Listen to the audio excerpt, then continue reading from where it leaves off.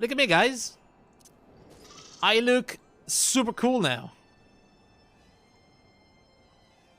Look at this guy. Look how edgy with a full set of Dark Knight armor. Edgy boy, yeah. Oh man, I like it. My sword kind of sucks, it's very plain.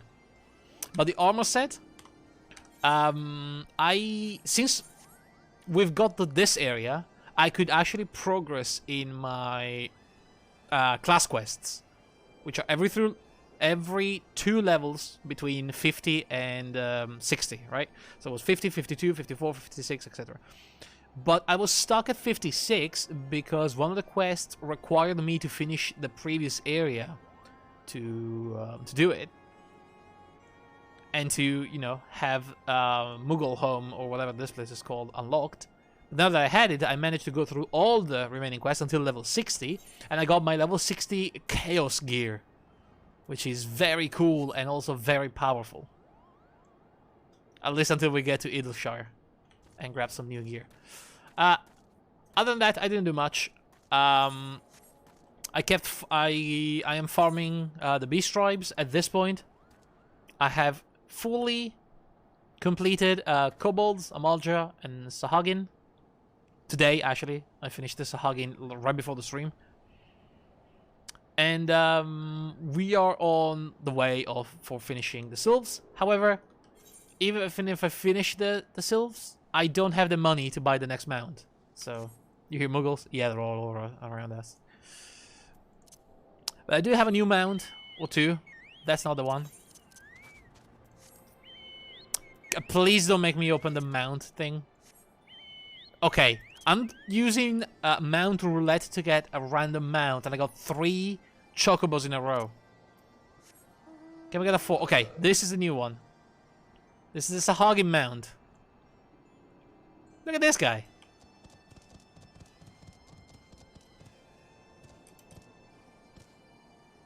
He's cool. He's a good boy. Let's see if I'm lucky and I get the Amalja mount. That's a chocobo again. That's that guy again. That's the one we already saw before, which is the what are they called? The Kobold mount. Which I love, by the way. My favorite mount by far. And I should have one last mount, the Amalja one. Which is obviously never going to show up. Yeah, it's never going to show up, so I'm gonna have to open the mount thingy. Which is this one. The Cavalry Drake. Really cool, and he does this. I don't think he does any damage, but it's just cool. So anyway.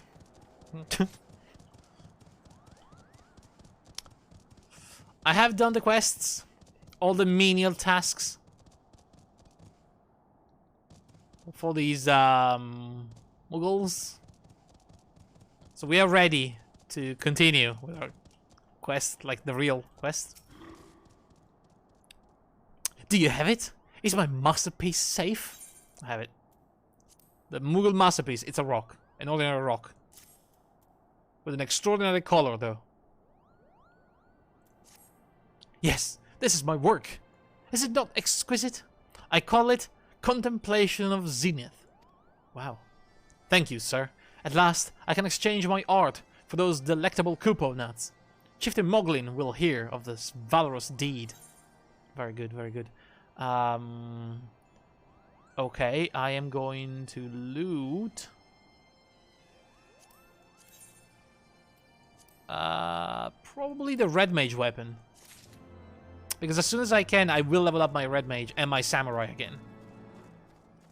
I've tried almost every other DPS class in the game, and Samurai and Red Mage are still my favorite. Like, by a decent margin.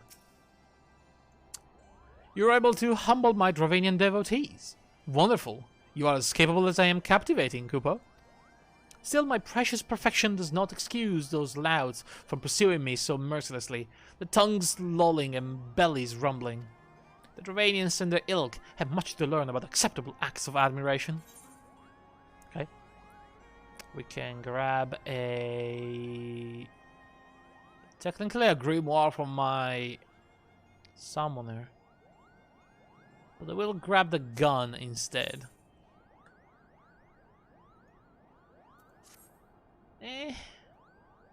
Nah, I'm gonna grab the...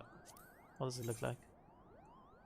Oh my god, it's a Moogle book. I don't want that. No, I'm gonna grab the gun.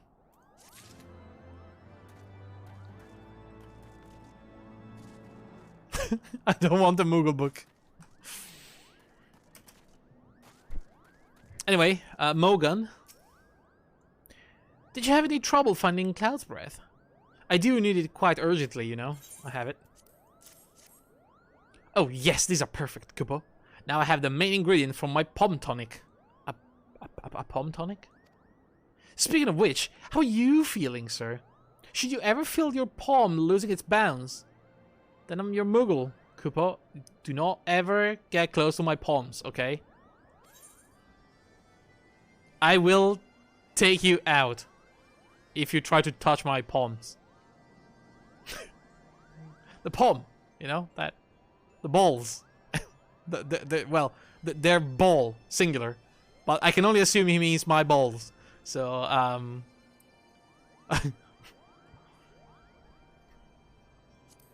am actually going to grab the Paladin shield. I am leveling a Paladin of... You completed Trials of Trustworthiness. Return to Chieftain Moglin and await my judgment. Alright. Ooh. I believe this may be... yes, the Evergurant quest. Not even going to read it, I'm just gonna accept it.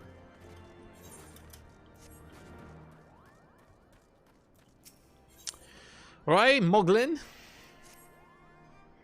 Big Moogle. Oscar, if that is what you insist on calling yourself, yes, I'm still keeping my name. I'm not gonna call myself... I don't know, Moglet or something. You have completed the Trials of Trustworthiness administered by the Taskmaster Mogan, Mogmug, and Mogwin. During these grueling tests of character, I closely observed your conduct, as well as that of your companions. And I am decided, Kupo. Gather your friends before me now, so that I need not to repeat myself needlessly. Alright. Guys? Alfino? Are these trials over then? My task have been little more than household chores. If our hosts elect not to grant their aid after working us like a pack of chocobos, I shall demand compensation in Kupo nuts, out of principle. But I hope it will not come to that. Let's hear the chieftain's verdict, shall we? Yeah, you tell him, Alfino.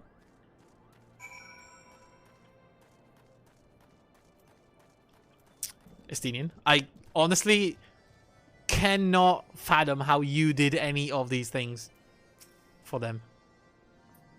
I'll go your trials, Warrior of Light. I myself have been sent on a number of expeditions to chastise the local dragon population. Oh, so he got the cool quests?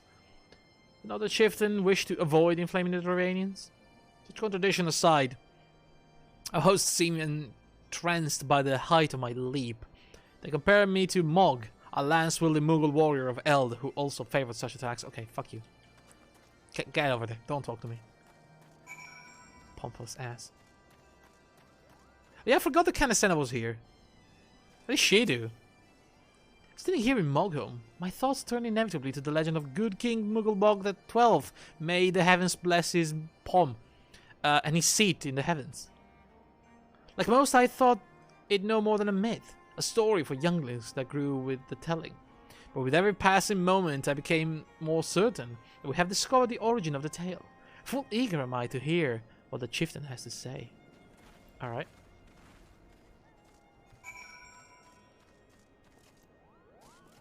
Kuplo? We've become such good friends, Kuplo. My Moogle cousins love to sing and dance as much as I do. Is that what you've been doing all this time? Chieftain Moglin has finally come to a decision, has he? Well, I suppose I'd better flutter over and see him then. Yeah, you go you go over there right now. Izel, please. You're the only sane person in this pack.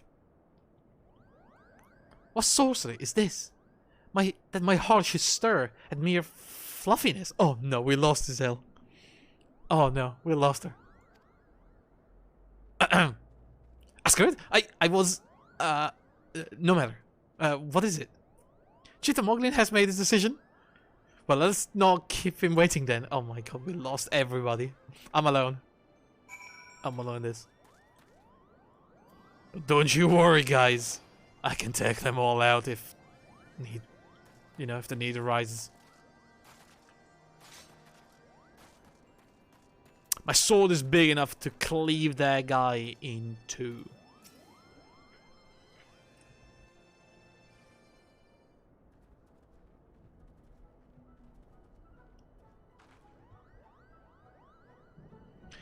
Never have I seen such determined workers, Kupo. It would have taken us moons to complete all those dreary chores and niggling errands.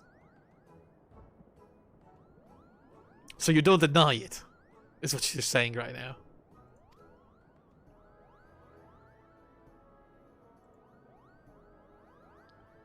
And have our labors proven the purity of our intention, Chieftain? Without a doubt. In fact, there was never really all that much to doubt to begin with. You were, after all, already friends with a fellow Moogle. Oh my god. But you see, before any meeting with Resvelgear could take place, so the preparations needed to be made.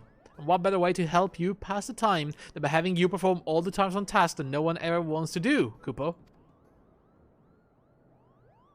Uh-oh, Estinin is annoyed, and he had the cool quests. Imagine how I feel.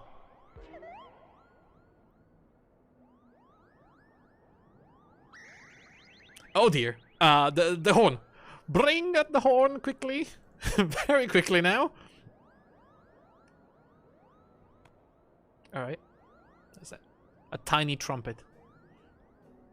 We blow on this wondrous instrument whenever we wish to speak with the Great Worm, Kupo. I hope you washed it. We haven't perhaps been treating it with the care it deserves of late. Oh my fucking god. And I think Morgan may have sat on it. Oh no. Oh no. So we needed some time for cleaning and polishing and straightening. Oh no. No lasting harm done though. Now you need simply to head to Zenith, the worm's dwelling to the west, and give the horn a good toot. We are in your debt, Chieftain. Are you fucking kidding me? Thanks to your noble gift, we shall finally have a chance to plead our case to Resvelgear. Very possibly, yes. But I wouldn't get my hopes up too high, Kubo. The old worm isn't terribly fond of,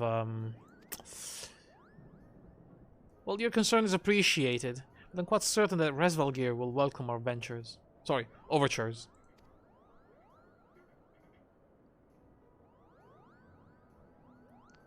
Should we ever arrive at this lair?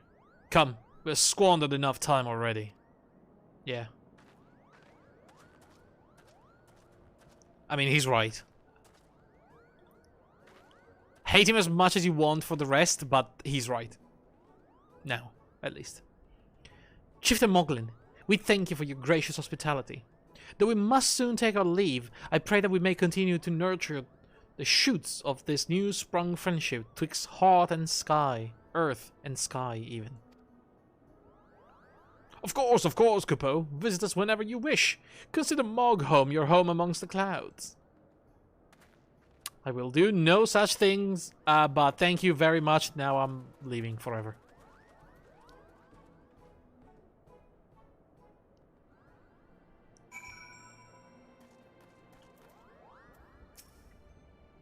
Thanks for the help, Kupo. I doubt I would ever have found the time for all those rotten chores. Hey, it wasn't my idea. If the chieftain had spent a little less time sitting about and a little more time chieftaning, things would never have gotten so messy in the first place.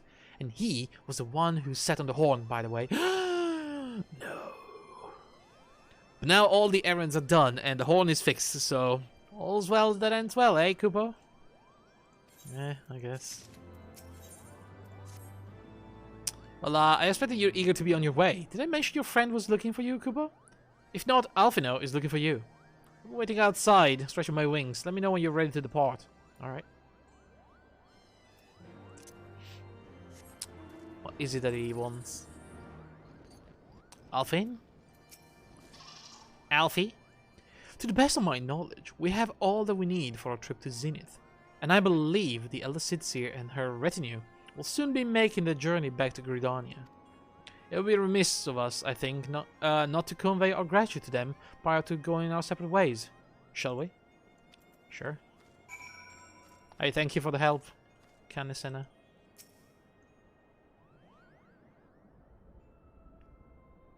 Alfino, Ascarid, I do humbly thank you for what has been a most enlightening experience. Were it not for your pioneering spirit, the existence of these Mughals might never have been revealed to us. 'Tis we who should be thankful, Elder Sitseer. Were it not for your timely diplomacy, they would never have chosen to reveal themselves at all. It was your presence, Kublakop, that ultimately won us the trust. It must have taken great courage to leave the sanctuary of the Twelveswood, and we are exceedingly glad that you did. It was my pleasure, Kupo. I made so many new friends, and have so many fantastic tales to tell my King's Moogle back home. Alright. And it is to our home that we must now return. May you ever walk in the light of the crystal, my friends. Alright. Thank you. I'll see you later. Safe journey, Elder Sitseer. We too must be on our way. Rasvalgir awaits.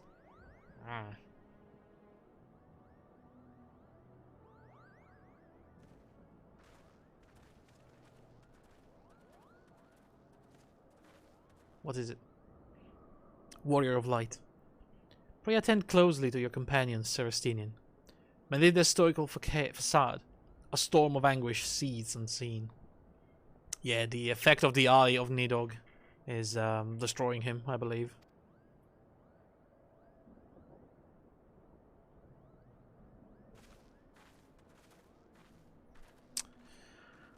He's rapidly sliding towards the dark side.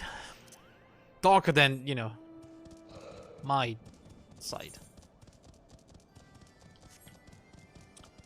Now, I hope I'm going the right way. There's two different ways out of this place.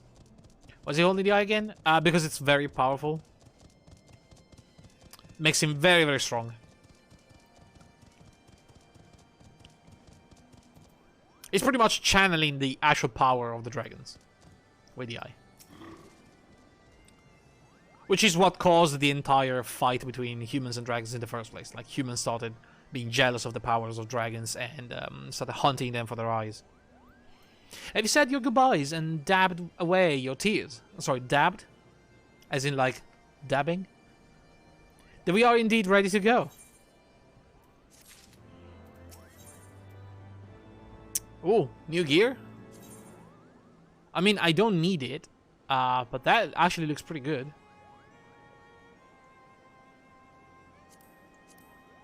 We have the Dragoon one. We have the Samurai one, which looks like ass.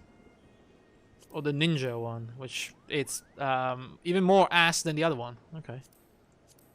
Maybe I'll get the Lancer set.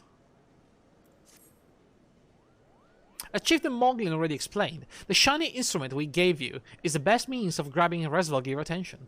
I'll come along and show you the way to Zenith. That's the big palace where you need to blow the horn. Alright. I'm guessing it's that big thing over there. The background. First things first, though. We need to make for Azza. Oh, and watch out for rampaging dragons. Maybe that should have been the first thing, Kupo.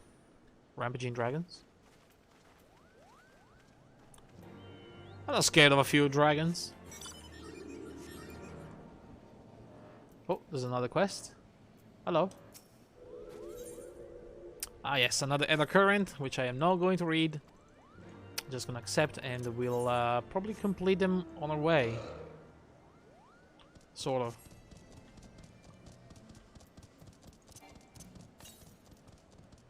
Very far from the next thing, which is... you know what? We are very close to the main quest. I'm going to do the main quest. Don't worry, I'll do the Ether Currents. Either as we wait for the next dungeon, which I'm sure it will happen at some point. Or on my own. When we're done here. However, I feel like I need to fight these two.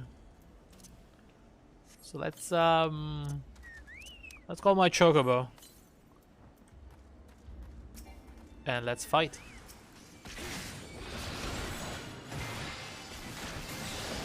I have new skills now as well. So technically I am even stronger than I was.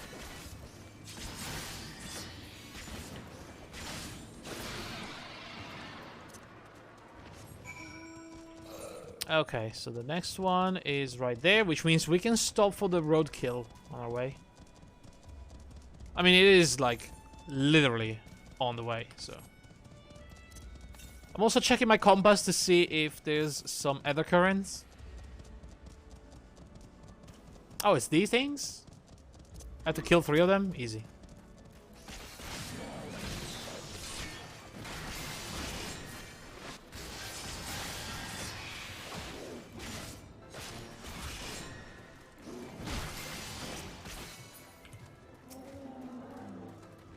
However, I feel like we were doing more damage with the summoner. I don't know.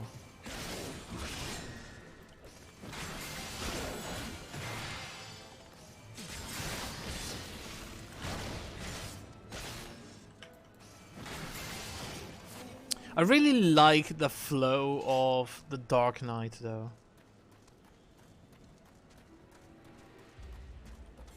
It's almost like they made this class to have an ability to use every time you're one of your main cooldowns is on cooldown. While you're waiting for the next kill, you always have a button to press. Because the game has very long global cooldowns, right? So if, for example, if I kill this thing and you see my main combo, right? I do 1, then I have to wait for the global cooldown, and then I do 2. And I wait for the global cooldown, and I do 3. But then I can do slash, then normal cooldown, and then this. And then normal cooldown, and then explosion. And then normal cooldown, and I do something else. You see?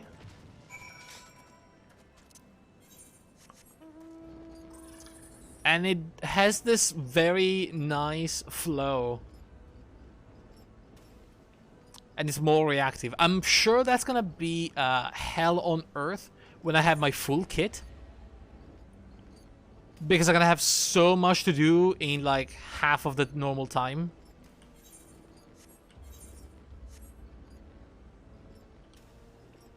Keep in mind that already I have many abilities, okay, to use. And we are still missing 1, 2, 3, 4, 5, 6, 7, 8, 9 abilities. And I'm pretty sure I'm gonna have to use all of them. So it's a pretty busy job. Most of them are not going to be useful if you're just doing solo content.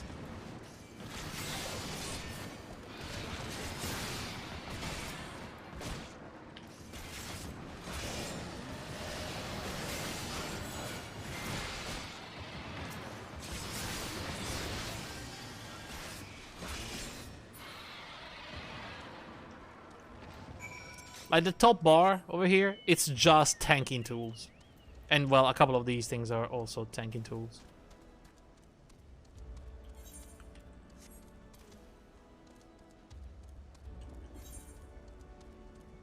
Still, though. Hang on. To the southwest, there's something. Southwest means right there. But there was something else to the north, I believe. I kind of want to go back very quickly. Sorry, bear with me, guys. We need the other currents. 317 to the northeast, so it would be in those ruins, probably.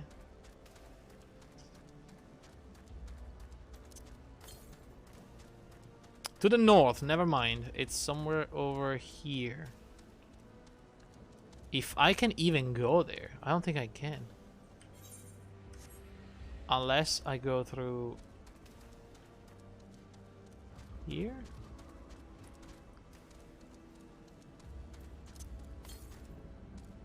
141 to the north. We should see it. There it is. Big green swirly things. By the way, this place looks awesome. Look at those trees.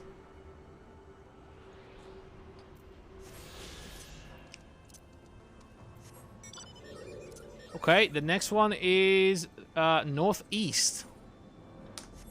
So technically, we can keep going. I mean, it's gonna be like a quick detour, but I kind of want to do it.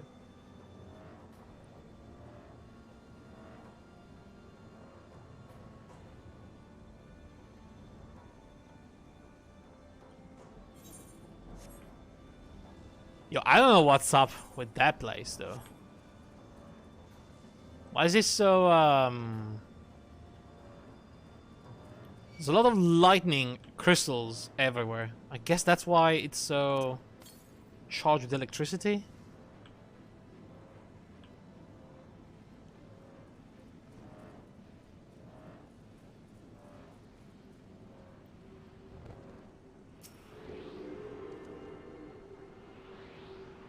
There is something big up there. I don't know if you can get there. But like, it's a fortress or something flying in all that mess. That's actually pretty cool.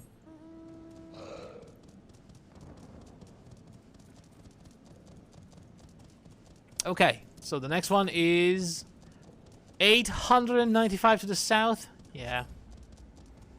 Yeah, we're going back now.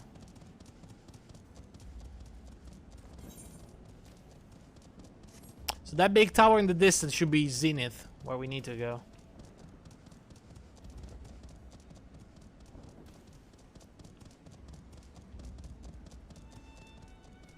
I don't remember exactly what it looked like where I talked to the dragon. I don't even know. I think it was that place, but I'm not sure. That's Zenith, actually. The one we're seeing is maybe Aza? Am I going the right way? I don't think I am.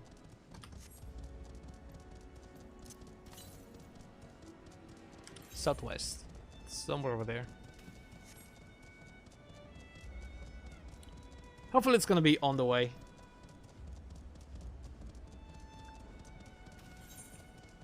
And I don't have to detour too much.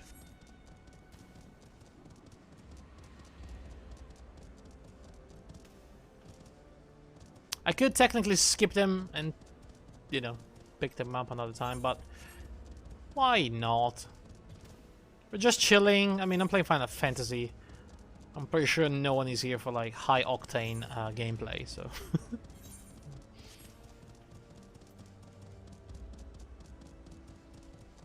It doesn't really matter if I complete a quest or if I look for like green swirly things.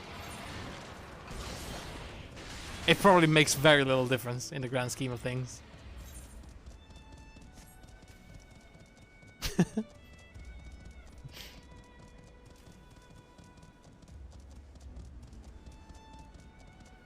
All right, dragon, you stay right there.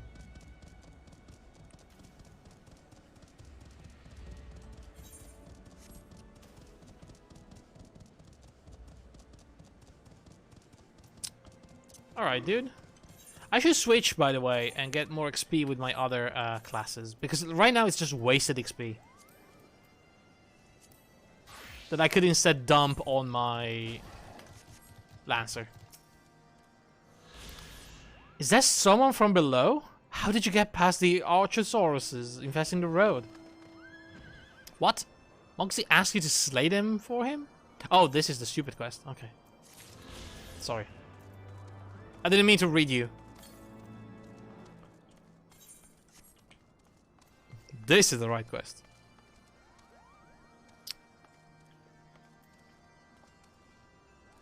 Look at this shot, though. Really good. Hey, Morgan. Things were a bit bitey for a while there, but I think we've arrived in one piece, Kupo. I wonder what has the dragons so awfully snappy. I mean, the bad ones are always bad, but this seems worse than usual. Alright.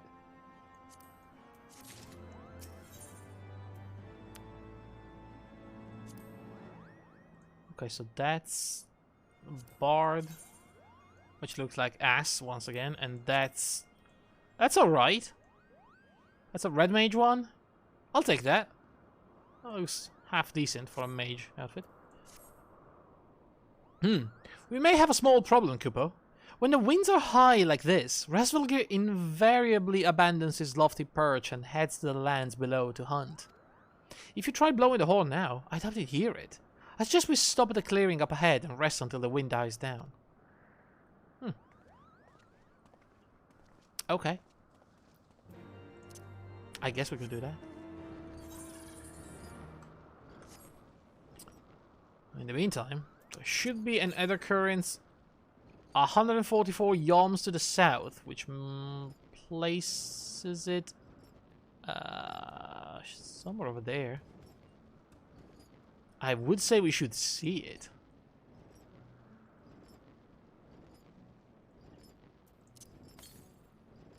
$113 to the east. Wait, to the east?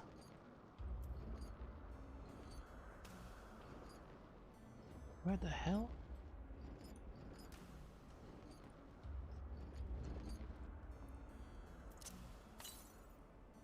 $111 to the northeast? What the fuck? Hang on a second. I'm stuck. Help, I cannot leave. Help.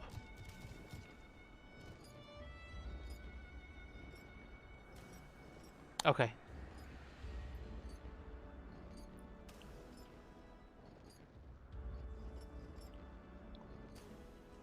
So hang on. Is it behind those dragons, like what the tree is? Please don't get me stuck again.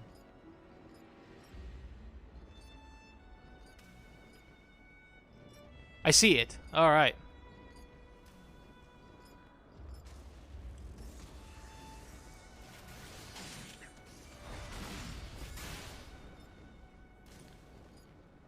Don't look at me, dragon.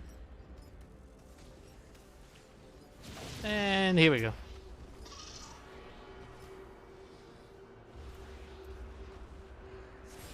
Alright. Got it. Next one is 255 to the southwest, which would place it pretty much where we're going anyway. Yo, I love the light of sunset.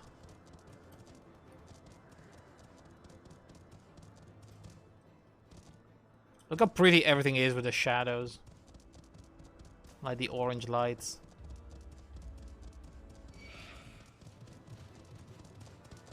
And whatever that big palace is. Okay, so that's the clearing. I see the current. However, I am getting attacked by random dragons and things like that, so...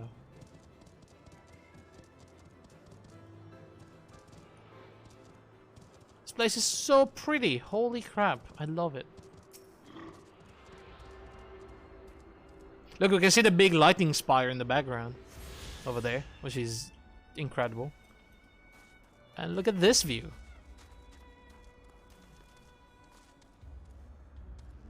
This is lovely.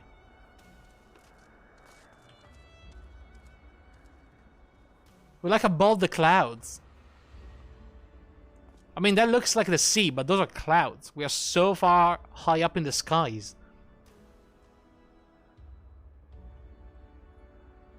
That is really cool. Alright, Moggen. This should do nicely, Kupo. The winds will likely have died down by tomorrow, but until then, we might as well make ourselves comfortable. If we must interrupt our journey so close to its end, I suppose this place is as good as any. And mayhap, a brief respite from the hardship of the road will help to clear our minds in readiness for the coming parley. Very well then, I believe a campfire is in order. Leave the garden and go fuel to me. I acquired a keen nose for firewood during my time in the frozen wastes of Kurthus. Okay. Clear our minds. This Master Alfino whose mind needs clearing. The thought of meeting a great worm in the flesh has befuddled the boy. Did you see him stroll away, as if these ruins were now crawling with deadly beasts? Follow him, Asgard, and see that the wildlife does not make a meal out of our young friend. Jesus. We'll have the camp ready by the time you return. Yeah, fair enough.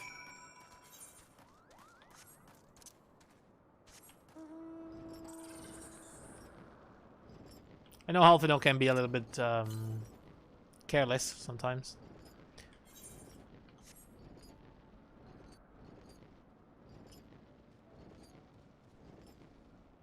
I'm not switching class, by the way. I might as well play a little bit of Dragoon. If I even remember how to play it properly. Oh my god, not this again. Am I stuck in the same exact place I was stuck before? I am. Oh my god, what have I done? What have I done? It's the same exact spot. I cannot believe I got stuck there twice.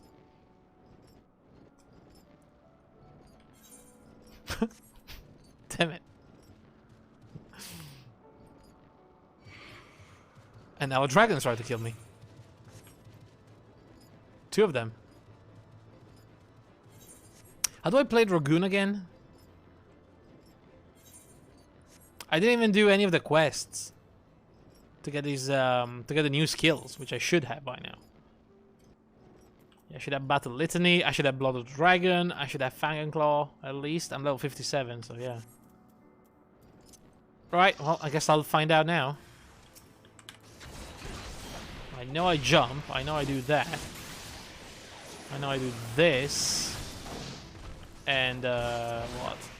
That's a jump in. That's a big jump with the explosion. Okay, I remember, mostly. That's the elusive jump, and that's the piercing talent. We don't need those. That's the AoE. What is that? Oh, yeah, I have the whole second combo kind of deal to buff myself. Yeah, I completely forgot about that. I don't think I need that, though. Unless I'm fighting a really long fight, I don't need to buff myself and debuff the enemy, because it's not going to last for long enough for me to really care about it. Well, this guy has a J next to his name. J. Okay. Just that guy, though.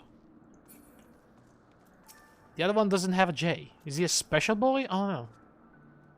J.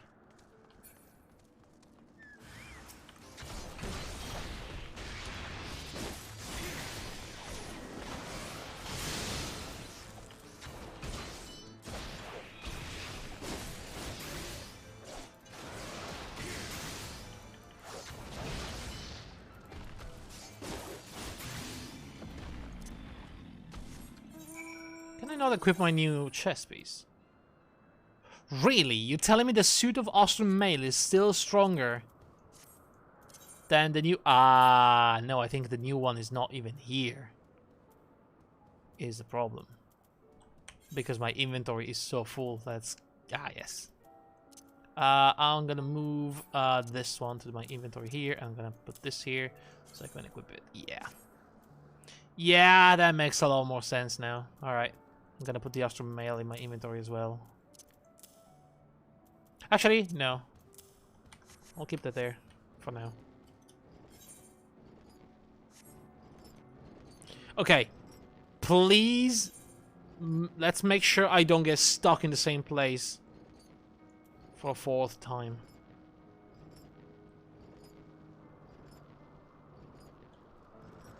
Or 3rd time. I don't know. I don't even know at this point. I feel like I've been stuck in that place forever.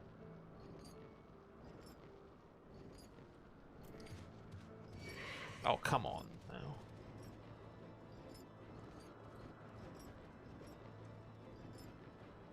Hi. The boy is safe. I see I was right to worry about the boy's safety. Once Alfino returns with the wood, we can see about supper. The Ice Queen has filled a pot with what looked like stew ingredients, ready for the fire. The Ice Queen. Wow. He does not like his ale. I do.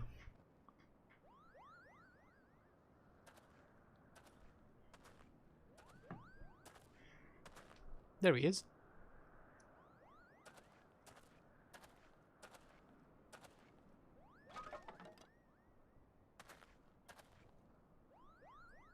Is that all?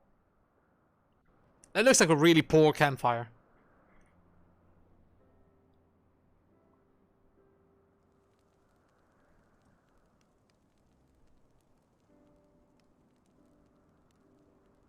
everyone is real quiet, huh? Aside from that guy. Okay, that's way more wood than I've seen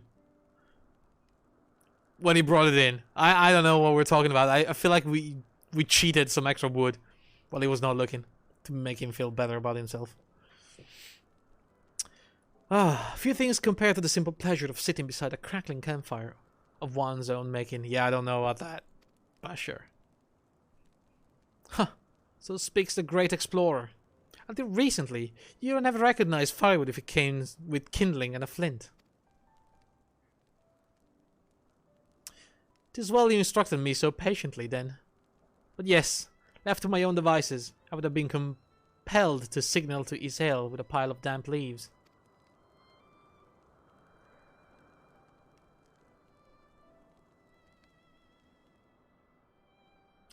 I was born the pampered son of a Shalayan dignitary, and alongside my twin, became the youngest student ever to be accepted into the studium. Can I? No. How proud I was to match wits with scholars and philosophers. How ignorant of mine own shortcomings. The hubris invited manipulation and betrayal, and led to the downfall of the science.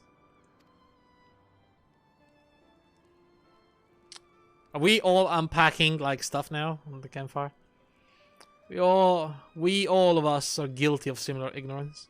How many men lay down their lives, never knowing what it is they fight for, never questioning that which they have been taught to believe?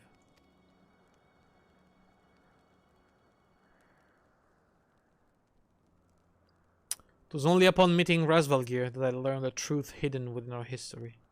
Were it not for that chance encounter, I would never vow to tear down the Holy See, and expunge the falsehood with which it fans the flames of conflict.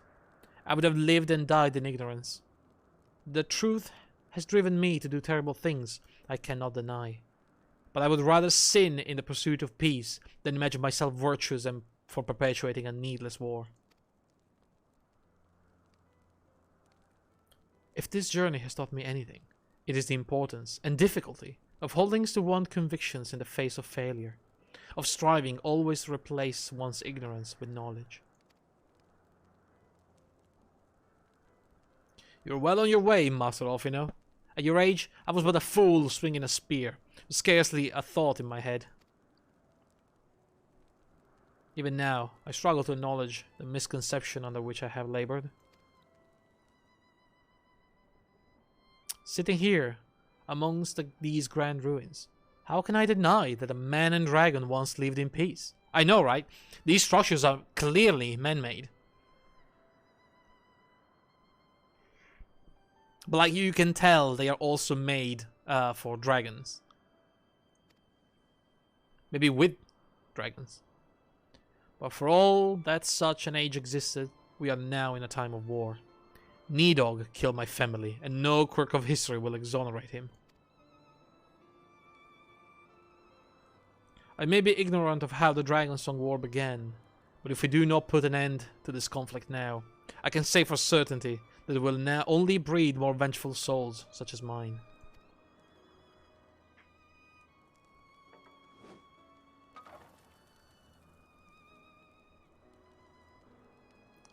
In my hands resides the power to vanquish a great worm. If Ishgard's survival rests on me wielding that power, I will slay Nidog myself, orders or no. Esenian, you gave your word. My word is contingent upon the success of our parley. Show me the strength of your conviction, Lady Isard. Convince Resvalgir of the righteousness of your cause.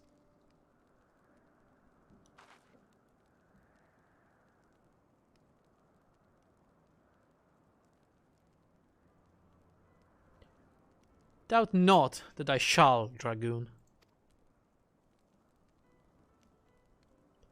Well, winds willing, we shall have our answers on the morrow. Let us sleep now, and face our fate with the rising of the sun.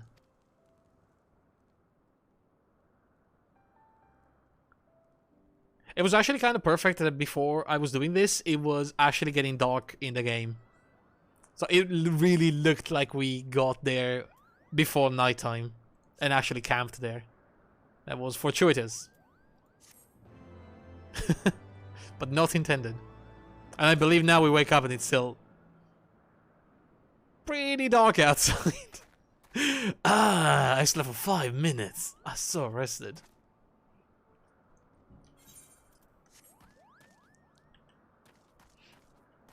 But no, I really love the story of Heavensward because of these things. Like, you can tell everyone has their own motives and no one is wrong, no one is right. It's just a lot of people trying to make the best of a really shitty situation. And I really love to see them struggle with their own decisions and, you know, questioning every step of the way what they're doing, if they're doing it is right. And like saying, I have to keep doing this or I will probably crumble because I've been going on just based on this conviction. And if I let that go, what is left for me to do? I really like this. Especially with Izael and Estinian here in the team, like, representing both sides, you know. One that has the knowledge to pretty much put an end to the war because she can see the other side. She can see who's really at fault and maybe how to stop it. But she took the matter into her own hands, and instead of like trying to make peace or broker peace with the Holy See, she sided with the dragon in attacking the Holy See, so she's at fault for that. Estinian, clearly a boy that would have been maybe a nice guy, but like, his family was slaughtered by dragons. He was brought up hating dragons. His entire life was based on killing dragons. And like, what else can he do now? Other than wield his spear and try to end the war in his own way by killing all the remaining dragons.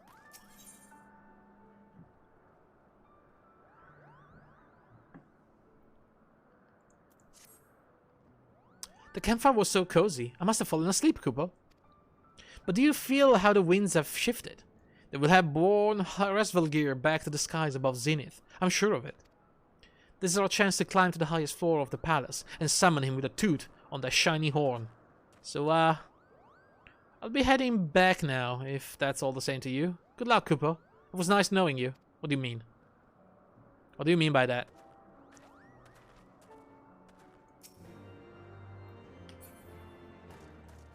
Okay.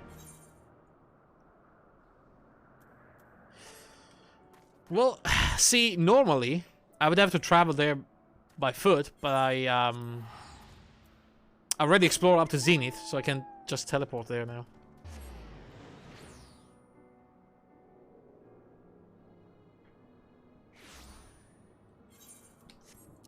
But I'm going to check where the thing is, which is to the west, somewhere, possibly on that platform. All right. Let's make our way there.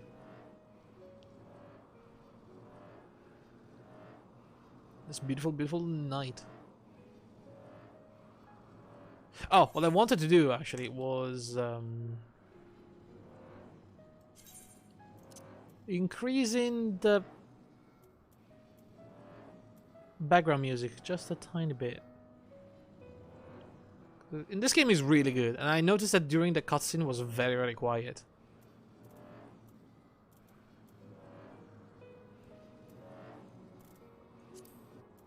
So there we go.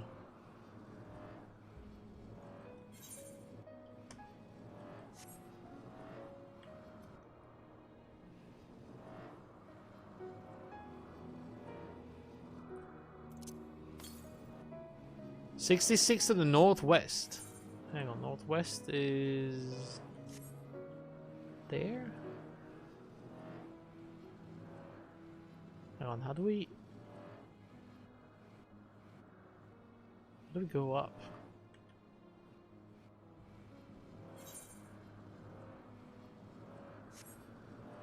How do I go up? Oh, maybe the spire?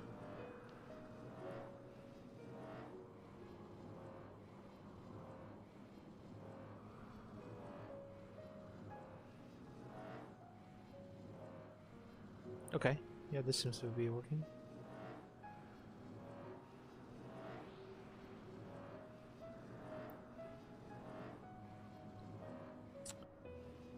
Okay then, here we go. This is probably going to be a long cutscene. And possibly also fully voice acted, so...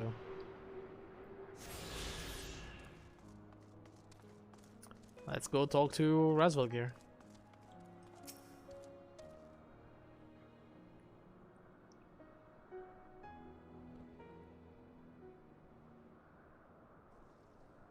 Oh no.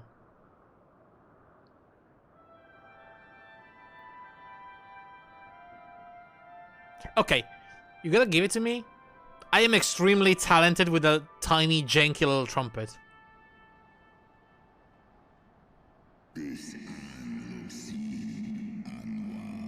Mortals, why do you disturb my solitude?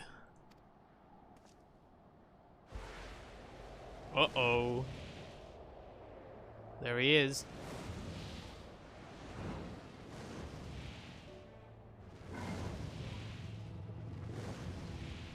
That's a big dragon.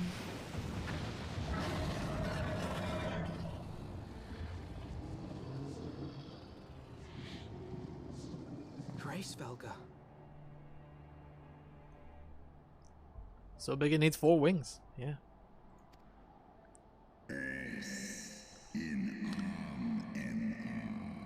Thou speakest the name of a creature that but awaiteth the release of oblivion. Leave me. By the 12. Mine ears hear the tongue of dragons, yet the meaning rings clear within my mind. How can that be?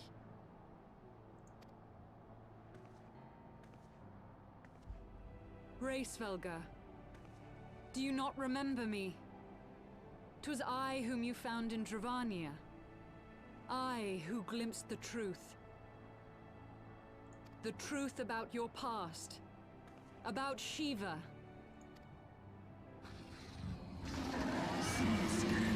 Do not speak her name, mortal. Is very pissed. But speak it I must. I have summoned Shiva's soul from the beyond and offered myself as her vessel. She has made her heart known to me.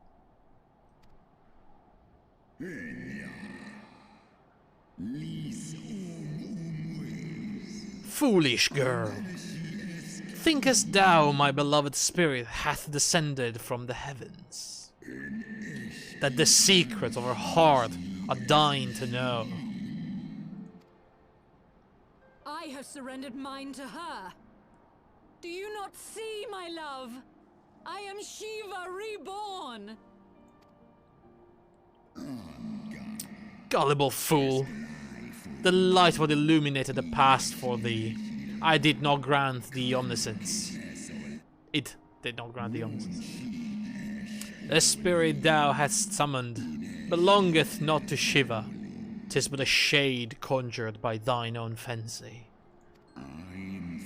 In an age long past, mine own kin were guilty of like folly. Beguiled by the Dark One's lies, they attempted to resurrect a king amongst worms. Yet, the divinity they called forth merely borrowed the semblance of my fallen brood brother. Such gods are not summoned, but created. Phantoms spun from the threads of misplaced faith. Then the spirit that answered me.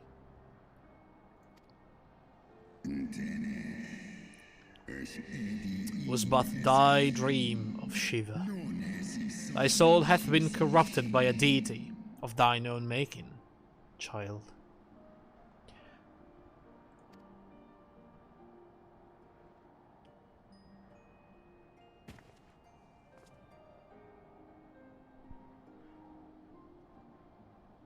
Be that as it may, Lord Hraesvelga, Izel's desire to heal the rift between man and dragon is real, and it has borne us this far. We would spare both our kind and yours the ravages of this senseless war. Pray join your voice to ours in a call for peace and forgiveness.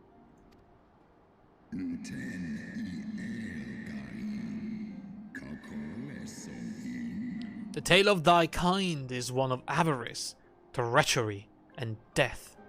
And thou wouldst speak to me of peace? Hark thee, mortal, to the naked truth, then tell me thou deservest forgiveness.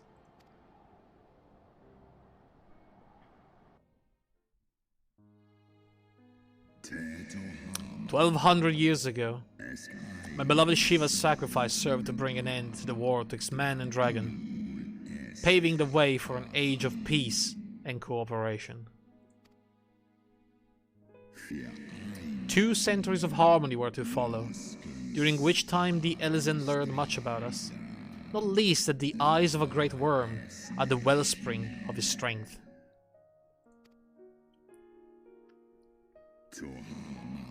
"'Twas out of the selfish desire to possess this strength that King Thordan then conspired to undo all that our peoples had achieved together.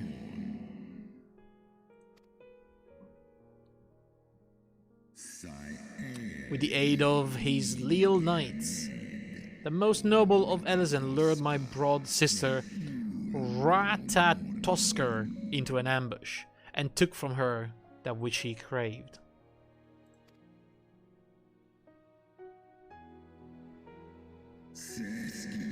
Fain would I strike the image from my mind, yet still the scene doth linger, of my brood sister's tattered corpse, defiled by her Elysian allies. They had torn out her eyes and feasted upon them in the manner of wild beasts. Yikes. Yet, that was not all. For from their bloody banquet, the fiends had gained strength beyond that of mortal men. Even now I labor to comprehend the enormity of their betrayal.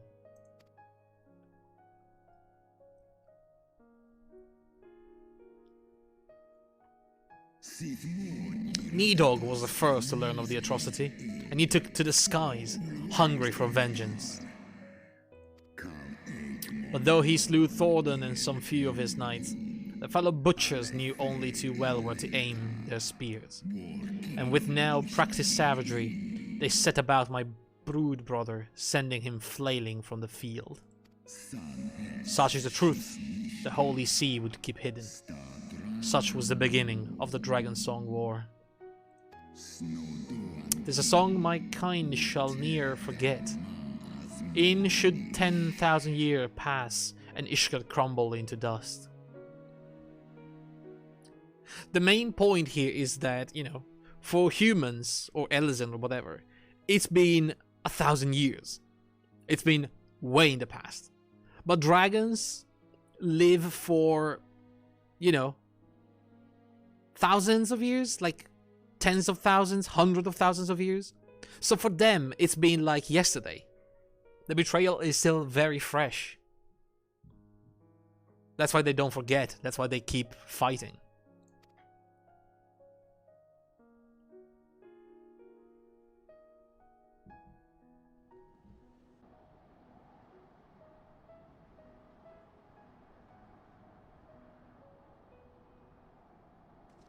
Your tale bears scant resemblance to the one I was taught. How convenient that it should absolve your kind of all responsibility. But tell me, dragon, why should I believe your version of events?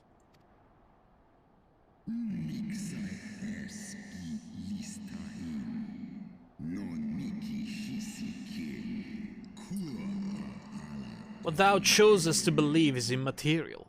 The betrayal that yet haunts mine every waking moment is no less than the truth to my kind.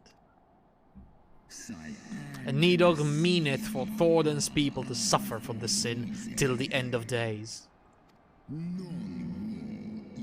That which... I swear to God, I don't know what's happening downstairs, but I feel like I'm beating on the wall.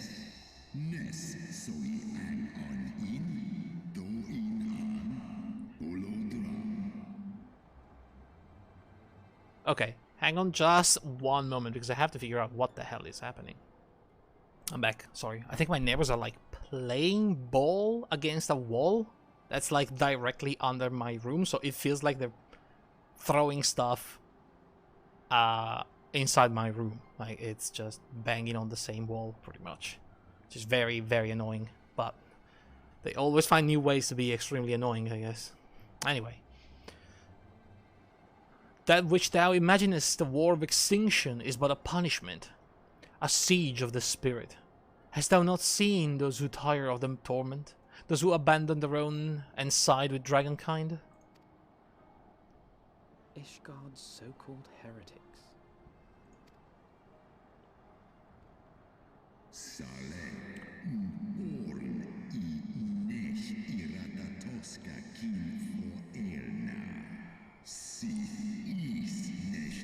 This is very interesting. Know that all the traitor's progeny bear a trace of Ratatosker essence, but a single sip of our blood is enough to awaken it. So they know. All the people that have been branded as heretics, they actually know the truth, and that's why they are heretics. Then the seed lies within us.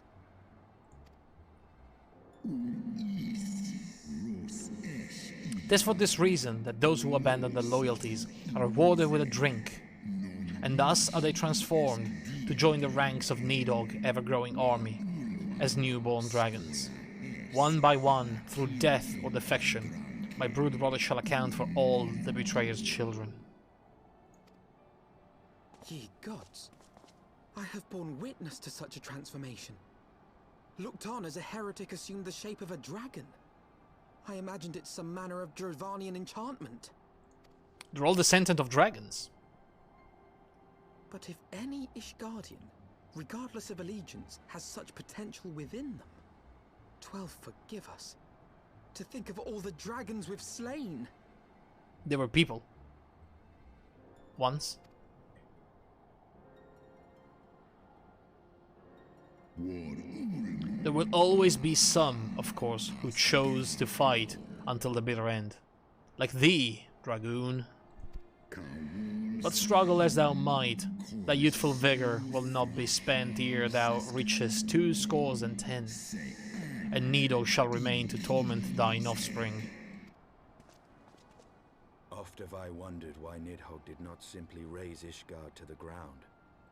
Now I have my answer. He has no intention of winning the Dragonsong War, for it is no war at all, but vengeance. An eternal requiem sung for his murdered sister.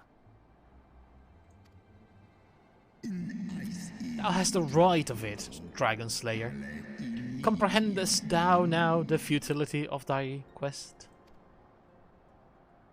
I have not come this far only to admit defeat. We can still return the eye to Nidhogg and beg forgiveness for our ancestors' crimes. Mayhap our words will sway him. Oh, he will not stop. Stubborn child. Thou thinkest in mortal terms. Our perception of time is too broad for thee to grasp. It's a simple matter for thee to offer thine apologies. Thou didst not perpetrate the crime. Despite thy visions, the deed of history seems distant to thee.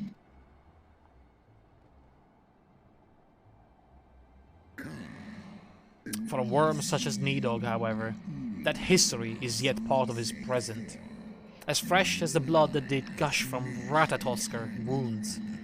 How could he not be driven mad? It's only by the calming embrace of Shiva's soul that mine own fury hath not consumed me. But let us speak no more of what is done. My faith in your kind is spent, and I would be alone.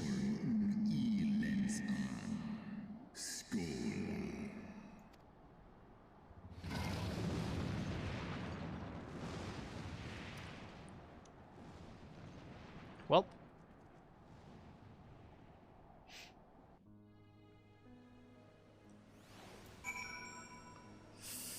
that doesn't bode well.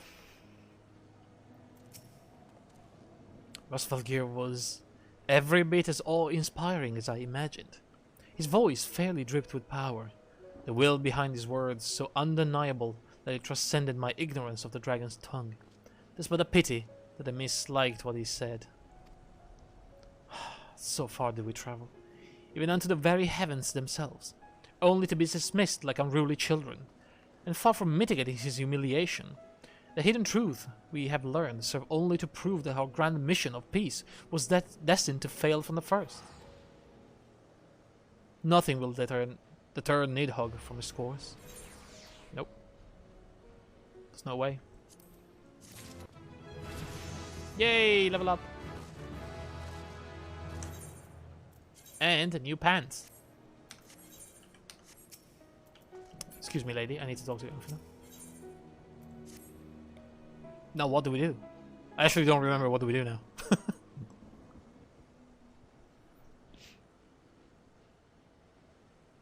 Well, what do you propose we do now? I, for one, am intent on continuing to the east. What is there to be found in the east? Nidhogg's lair, the Eyrie, is said to lie in that direction. And the eye tells me he is near. You cannot still mean to slay him. I mean, what else are we supposed to do? You cannot still mean to stop me. I have been true to my word, and aided you in this fool's errand with Hraesvelgr. But your efforts at parley have come to naught, Lady Iceheart. I would see Ishgard saved, and for that, Nidhogg must die. With the tale of our ancestors' vile betrayal yet ringing in your ears, you speak of continuing this war? Nay, lady. I would but pierce its vengeful heart. When Nidhogg dies, this war shall die with him. A moment, Estinian. You yourself spoke of the Great Worm's strength, that you believed him powerful enough to raise your city to the ground. How then are we few to challenge him? Even behind the stout walls of Ishgard, with an army of knights manning the defenses, our victory would be hard won. Yet you propose to contend with the beast in his own lair. In close combat, this will afford us an advantage. And with two Azure Dragoons working in unison, who can say what might be possible? Oh, this is very cool. He's saying this line specifically because right now I am the Dragoon job. And technically I have become the new Azure Dragoon. That would not be a line if I wasn't playing as a Dragoon right now. That is very cool. But such speculation is meaningless if we cannot even find the worm. Our first task must be to seek out Nidhogg's lair. The story of this nation grows bloodier by the moment. Must death always be answered with more of the same? Such is the way of things, I fear. I shall consider it a miracle if mine armor is not stained crimson ere this conflict is ended. What the fuck is going on?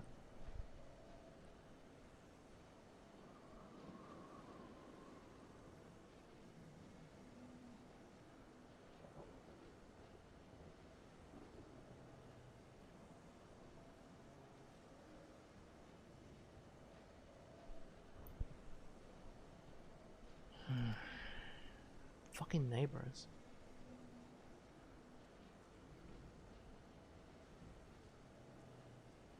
That I should be blinded by my own lies.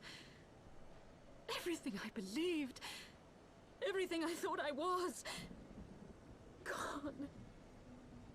All gone.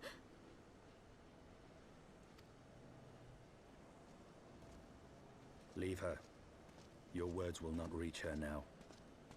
And we have not the time to wait for her to gather up the pieces of her shattered faith.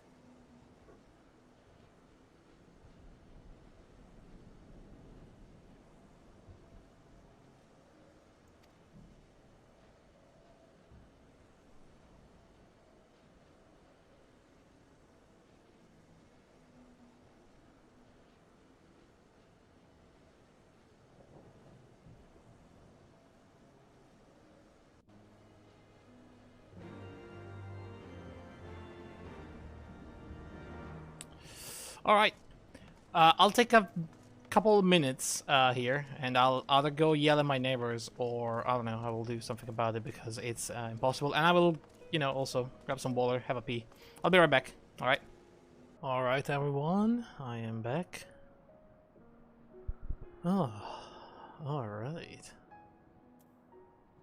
Now they will either shut up, hopefully, after yelling at them. Or I'm gonna call the landlady tomorrow, and we're gonna, you know, solve that in a different way.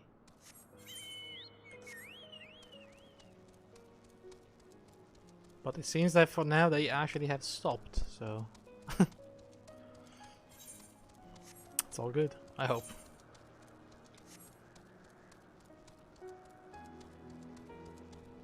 Because, I mean, even if they're friend with the landlady, I don't think the landlady can say, oh yeah, the building doesn't have a, you know, some rules and things that people have to do anyway, right? There are rules that are beyond the power of the landlady, because the landlady doesn't own the entire building, just a couple of apartments in the building. I don't know who regulates the entire building in case of a dispute or something. Like, if it was like a legal dispute, I don't know who decides. Maybe it would be like a joint decision among all the owners of the apartments. I don't know.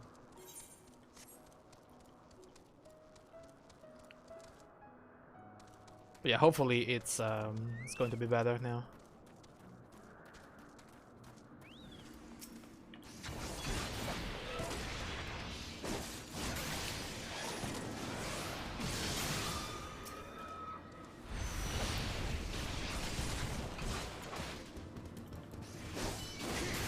Unbelievable though, like, I'm pretty sure they hear I would say the same amount of noise if we were, you know, making a lot of noise. I would say, oh, they understand because they live downstairs. They probably hear us like walking around and moving things and doing stuff, so they should at least know how much you can hear from one house to the other. So normally you would say, okay, since it's extremely possible that the smallest noise is audible, I'm gonna try to make the least amount of noise possible as to not bother my neighbors. But I guess they don't give a shit. Some people just don't care.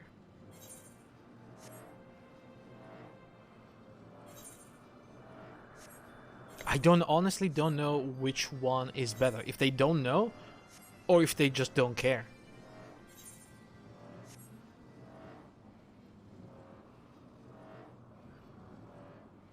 They have to know. At this point, they've been here for months. They have to know.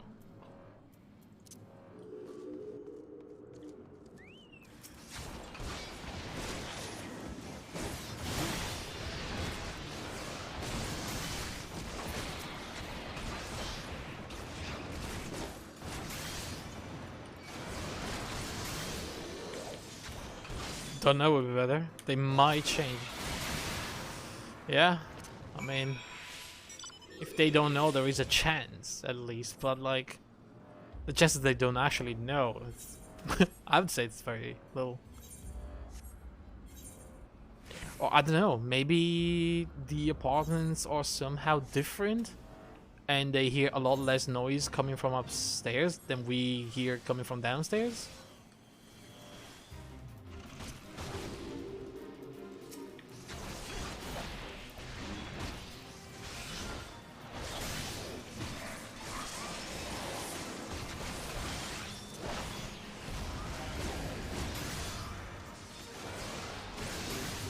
Yo, I guess we can fight this guy while we're here, huh? I mean, considering you have a tank.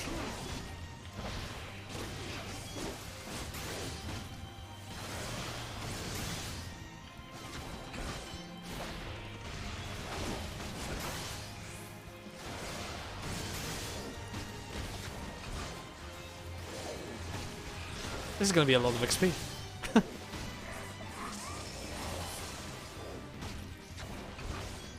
Do you know if any other neighbors spoke to them about the noise? Yes.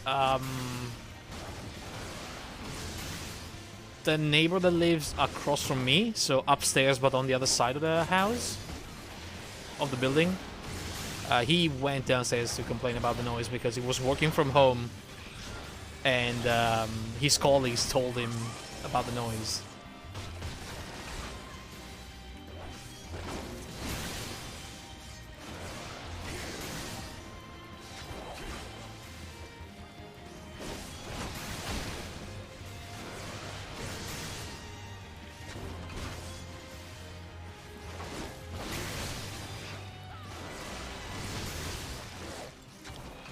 So it's definitely not just an us problem.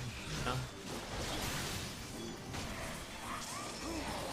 I guess the problem is just that we live directly above, so we probably hear everything much, much louder.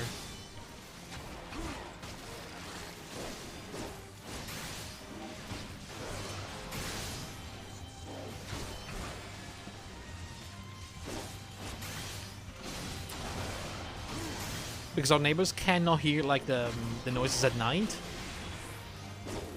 When they're asleep, they can't hear anything. But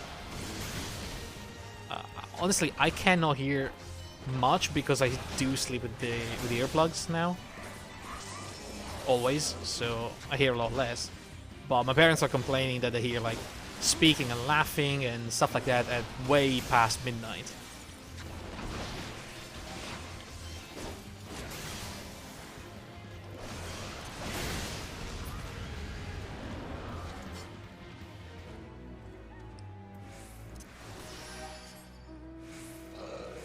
But they do have the bedroom. I think it's directly above the neighbor's bedroom.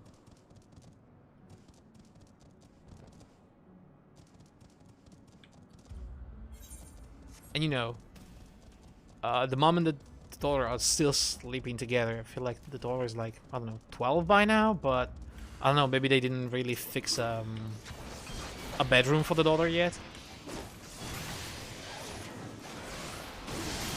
So they may be still sleeping together. But like, if you're laying down in bed and you're talking, I guess the sound propels upwards, you know?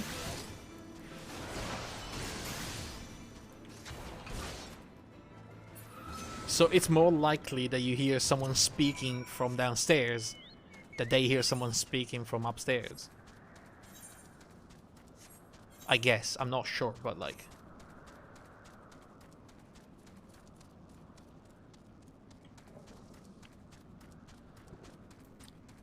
it should make sense.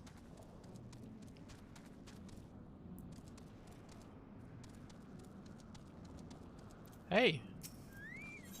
A Moogle. What are we doing here? Oh, we're killing these guys? Well, you didn't have to tell me twice.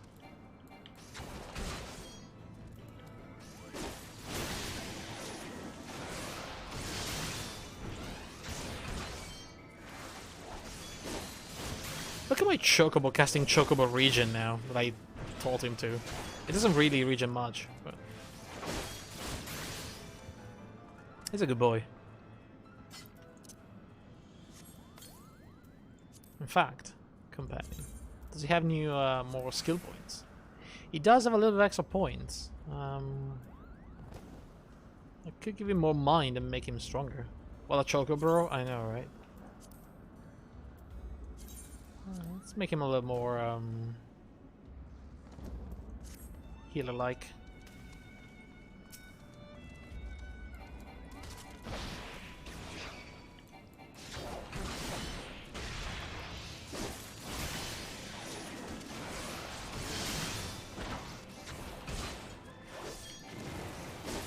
But yeah, I don't know, it's very annoying. At this point, it's like every day there's some issues or another with the noises. If it was like, I don't know, once a week or once every 2 weeks during daytime, I would argue that especially now that everybody's home, working from home, it's still kind of bad. But it would be understandable. But it is literally every day. Every day. It's harder to enforce, yeah. And then again, more understandable. During the day, it's not like... It would be just politeness. Look, I'm working from home. Please try to be quiet from this time to this time, right? But that would just be politeness. But when it's literally every time the kid is home from school, like the only time there's no sound or noise, it's when it's morning and the kid is at school. Which, by the way, I don't think she's going to be at school next week because we have just been demoted to Dark Red Zone, so... I don't know. I think the kid may be home.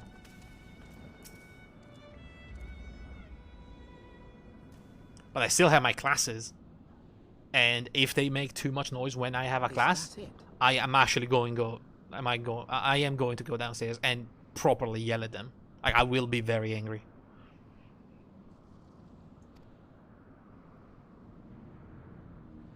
Okay, so we figured out what that is. The Lightning Fortress, that's Nidhogg Nest. Aye, that would be the Eyrie. I feel Nidhogg's presence through the eye. His caustic hatred gnawing at my soul. 'Twould seem the death of his consort has put him on guard. How do we get there? Mark how he wards his lair with tempestuous winds.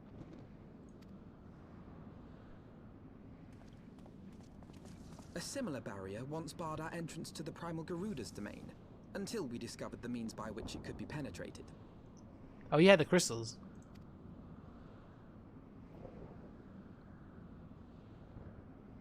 Mayhap it is time we called upon Master Garland. It will be just like the good old days, no? I guess so. Good old Sid.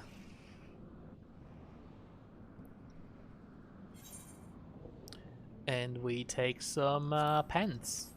Lovely.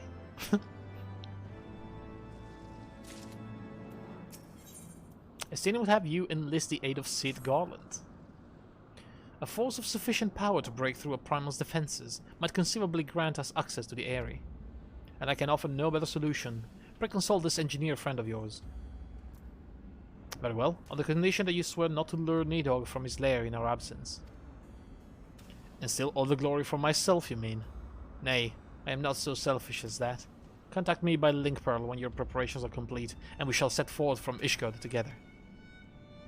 Alright, we're going back to Ishgard. I suggest we rendezvous back at Saint Reinette Forum, Ascaret. From what I gleaned of the Holy Sea's decidedly ambitious airship project, Sil will still be in Ishgard. Yes. Very good. So, is this a good time to finish collecting all my, Do we still have more of these? South. There's one way to the south. And we have also that quest right there. I mean, we don't really need to set foot in this place again, so I believe we just leave for now. Let's transfer in that forum. It's in Foundation, okay. So I can just use Return for free.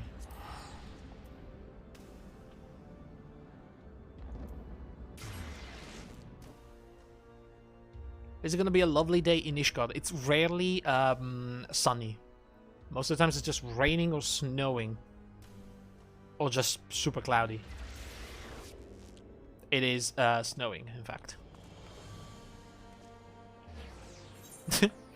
It's always like that.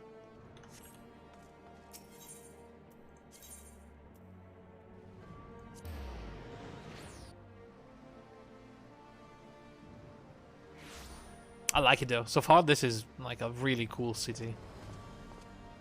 Extremely, you know... what's the word I'm looking for? Imposing? Like, almost threatening? Like, this is enormous, spiky, like, battle ready. And just huge. Monumental. Hey, Elfino. Well, as you saw Master Garland, he was advising the Ishgardian on their ailing airship, correct? In that case, he might still be at Camp Cloudtop. Failing that, we'll try the airship landing, or mayhap even the Skyscale manufactory. But let us not waste time searching aimlessly. Someone in the city is sure to know where to find him. The question is who? Sir Imeric would seem to be the obvious choice, but there is no guaranteeing he will be able to grant us an audience at this short notice. I have it. Count Edmund's youngest son prides himself of knowing all of the Holy See Juice's rumors. Let us return to the manor and see if Lord Emanuelan is about. So these are the people that actually helped us getting into Ishgard. I think it was the Tribunal? It's the House Forton, I think. Yes. In fact, we have to go to the Forton Manor. And I screwed my teleportation.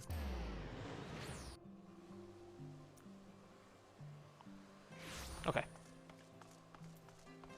This is the noble house that invited us in. Took us under their wings when we needed it. They made us wards of the house, Forton. Don't ask me why everything is French here in Ishgard. I mean, they clearly have Norse mythology inspired names for everything, like Ishgard, and then there's Nidhogg and Rasvalgir. Like, they have all that. And then every single Elysian is like French. We have Emanuelan, Honoroi, and the Count somewhere. I don't know where. Hey dude, how's it going? Ah, the hero returns. How goes the fight, old boy? Well, I trust. In search of a Cid Garland, you say? Well, then say no more. The taverns are full of talk, and the name of said silver-haired genius has cropped up more often than most. He has been tasked with getting that monstrous airship the Holy See commissions to actually fly. It would seem the project has been plagued with mishaps from the first. In any case, Garland Ironworks employees are known to frequent the airship landing, and I'll wager the master does too. The airship landing? Yes, I thought as much. Come, Asgard, we must find Cid and trouble him for this expedition. His expedition. Alright. Lovely house, by the way. Look at this place. It's so fancy. Look at the fireplace. Oh, can just sit here, you know. I think. Yeah, can just sit here. And just, you know, chill a little bit. Like, lay back. Ah, yeah, there you go. That's the life. You know. You gotta take a break. Lovely music. Oh, yeah. Man, I wish houses were not so expensive. I would love to get a house and to furnish it properly. I've seen some houses on the internet. They're amazing, the things you can do with housing and furnishing in this game. But they are so expensive. And they are almost impossible to buy. Whenever there's new housing available, there's like thousands of people at the ready clicking like maniacs to get the contract. They usually disappear in a matter of like minutes. It's like when they launch a new GPU, pretty much. That's good, Alfino. How fare you both? Not terribly well, judging by your faces. Greetings, Master Garland. I'm sure it will come as little surprise when I tell you we have need of a favor.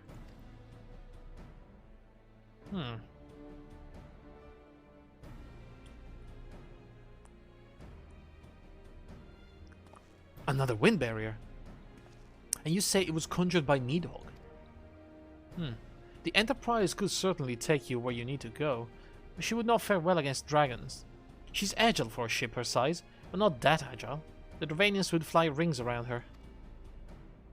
And if they took it into their heads to incinerate the rigging, there would be precious little we could do to avoid them. But there must be something we can do. Some manner of weapon we could employ. Estinian stands vigil at the edge of churning mist, but we do not know how much longer. Alright, alright. I didn't say it was impossible. I said it was impossible for the Enterprise. We need a smaller boat. Big Swedge, it's time we gave that new toy of yours to a proper field test. Oh. Oh, is this where I get my cool mount? It's probably best if I let the lads show you. Come on, the manufacturer is not far.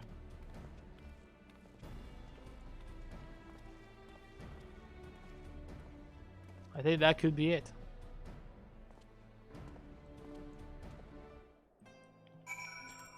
Speak with Biggs outside of the Sky Still Manufactory. Okay. What is that? What's your sign? Oh, that's the class quest. Okay. I don't want to be an astrologian, so I don't think I'm gonna take that.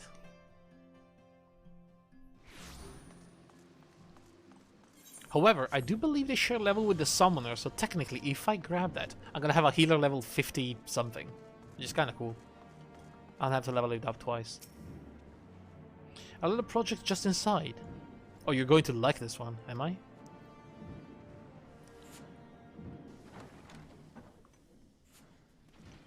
I think I am, yeah. That was my mount. That will become my mount.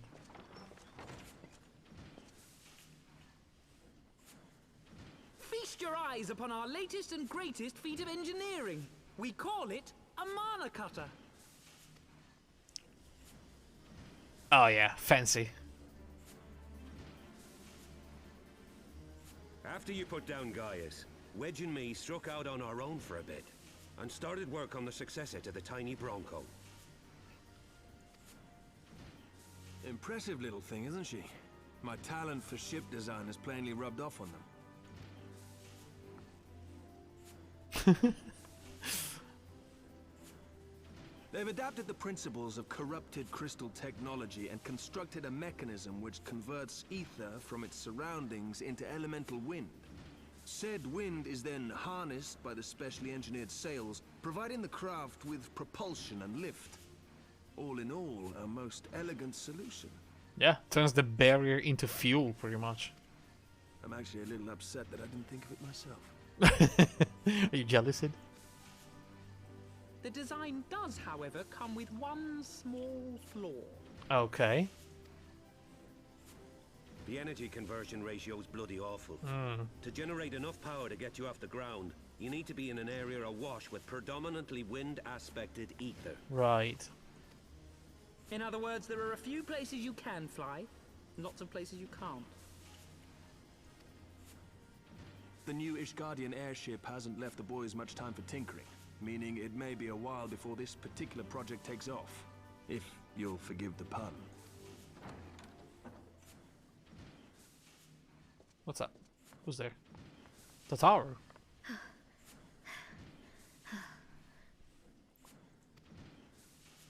Tataru, what's happened? I've been looking all over for you. There's been word from Aldar. It's about Her Grace, the Sultana. Huh, the Sultana, but she was dead. Except we know she wasn't. Really. It seems you're required elsewhere. Leave the mana cutter with us. We'll see that she's airworthy and suitably equipped to slice through those winds.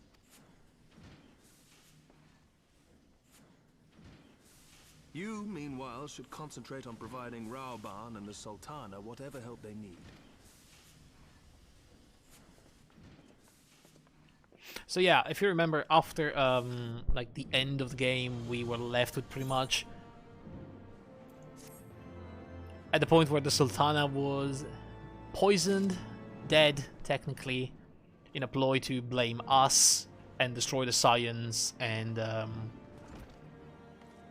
royalist faction in Ulda, so the monarchists could gain full control of the nation. Then Roban was incarcerated and sentenced to death, unofficially, by the way, we got wind of that thing, so we kind of went to the prison, we broke him out with the help of the ninjas, you know, what are they called? The Dormans, I believe? Yeah, I think so. And so Roban was left somewhere in the hands of our allies, but not really sure what was he doing after that. General Roban says they may have uncovered the Sultana's whereabouts, and he wants you, by which I mean both of you, to go to the Waking Sands right away and help with the investigation. Come, Asgard. Pressing though Ishgard's plight may be, our presence here will not serve to hasten the Mana Cutter's completion. Let us return to the troubled lands of Thanalan and lend what aid we may. Tataru, have our friends at the congregation send a message to Estinian. Tell him we have identified a solution to our problem, but it will take some time to prepare. As you wish, Master Alphino. To the Waking Sands, Warrior of Light. This past time Ulda was delivered from this darkness. And then while freeing Roban from prison, we have learned that Sultana was not poisoned, in fact, with a deadly poison, with a poison that emulated death. But she was actually alive and kept somewhere. But we don't know where, and we don't know who did that. Although we have a pretty good idea. Anyway, I still have a bunch of Vesper Bay tickets.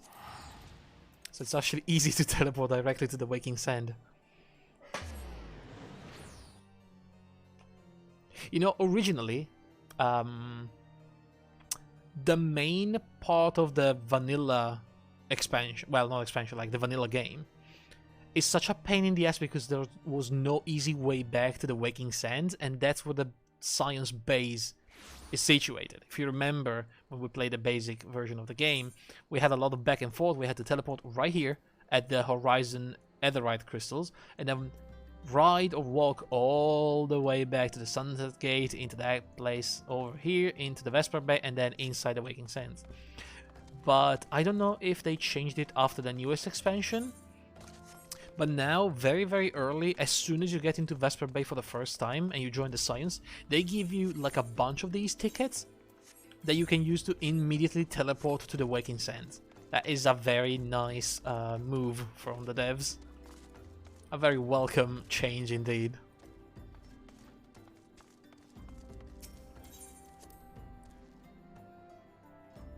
This is not our base anymore though, after it's been assaulted by the Garlemald Empire.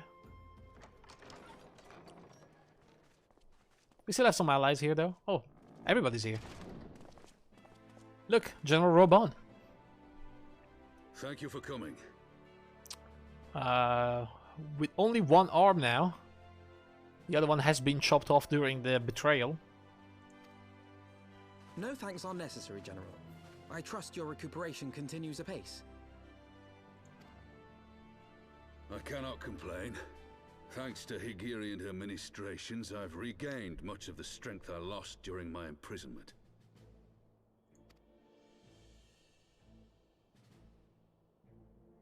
I gather you have made progress in the search for Her Grace.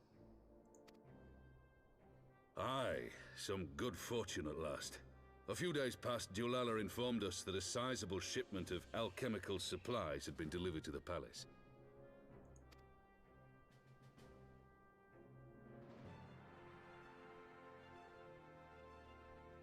That's him. With Papa Shan's assistance, I set out to ascertain the source and nature of the shipment. My inquiries led me to Frondale's frontistery. This little fella, Pippin. It's a guy that helped us escape after the betrayal, and he is Roban's son, although obviously not, you know, his actual son. Obviously. I hope, at least.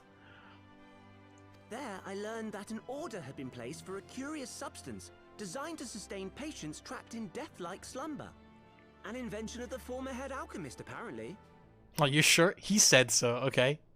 Otherwise, I'd be very, very worried for the mom. Because the mom would have to be a Lalafell. And Robon is literally the biggest human I have ever seen in the game. So A death-like slumber? This cannot be a coincidence. It lends some weight to Dulala's claims, aye. Her Grace is likely somewhere within the palace, abed but alive. Before making any attempt to extricate the Sultana, however, it seemed prudent to learn what manner of substance was used to induce her torpor. To that end, I made inquiries as to the whereabouts of the one most like to have administered it. The lady-in-waiting, Meriel. So Lady Yugiri, she's the leader of the Dorman, and if you remember her, she is one of the main characters in Stormblood. You know, the expansion that we actually played, and that comes after the one we're playing right now. We sent for you as soon as we learned of her location. All that remains is to apprehend the woman. We shall find our cat's paw in the Silver Bazaar. But we must tread carefully. The market is not the bustling place it once was, and someone is sure to mark our coming. Should they inform the monetarists, we'll have a fight on our hands. I'll take them all down.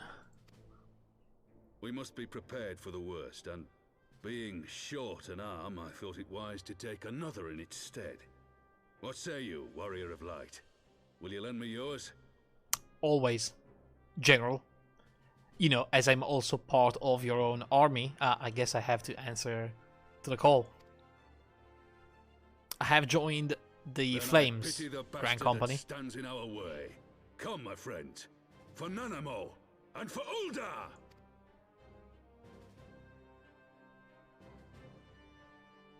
Round of nodding. So, some things are still very silly. I like that though.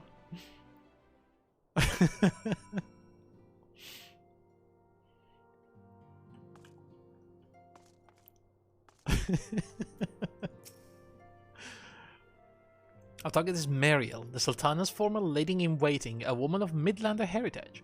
I'm told the two of you have met. Yes, she was there when the Sultana was poisoned, I believe. She was the one that served the beverages right before the Sultana was fake killed. Our sources indicate that she left the palace shortly after the incident and quietly rejoined the dwindling population of the Silver Bazaar. I suggest we begin by questioning the market's residents and confirm that Meriel is still in hiding there. Alright. Fair enough. I should be able to teleport. Where are we going? Oh, wait. The bazaar is... Wait, down there. Oh. Okay. I guess I can fly there, then.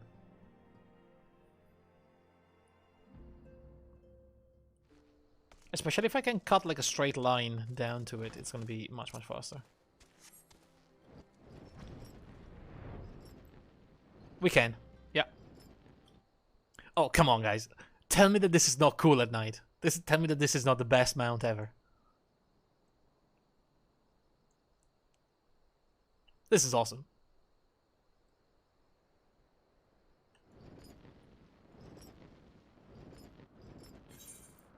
And you know, the rustling of chains is also quite nice.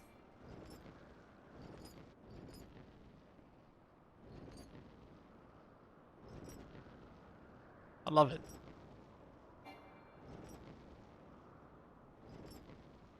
Yeah, we cut a straight line to the quest location, so this was actually pretty straightforward.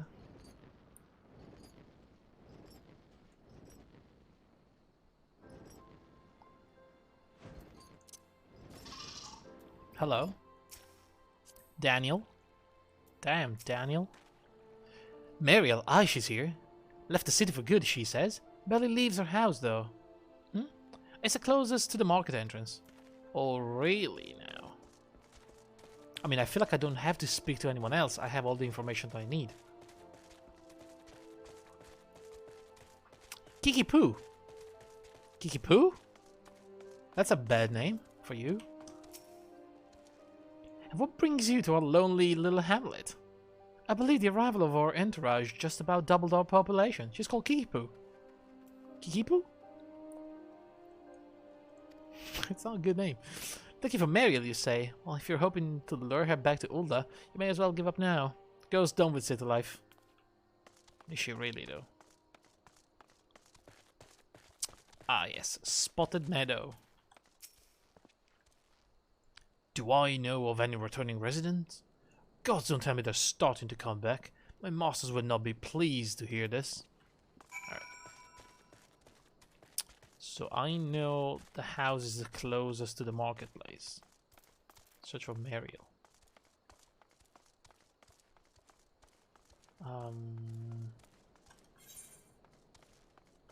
The closest to the marketplace? But like, to the entrance of the marketplace? So I guess it would be that one?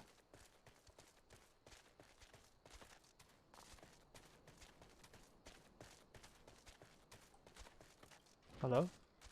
Yeah. There she is.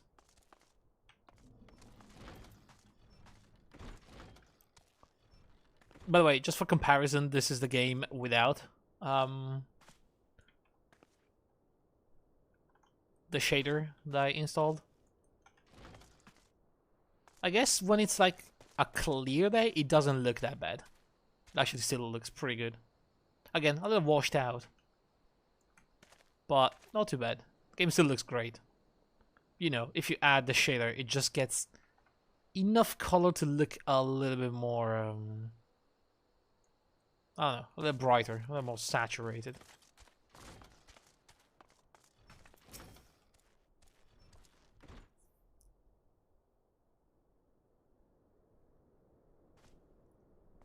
Remember me?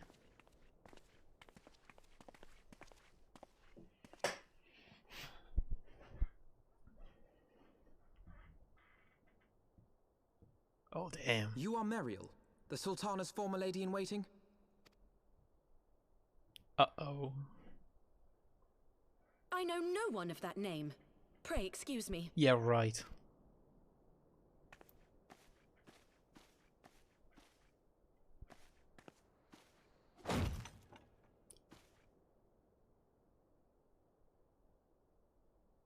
Hello, Mariel. General Alden. Oh, she remembers him.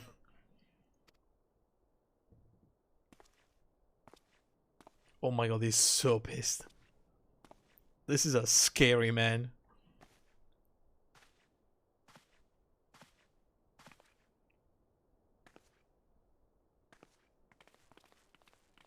Look how big he is, holy shit. We will have the truth from you, girl.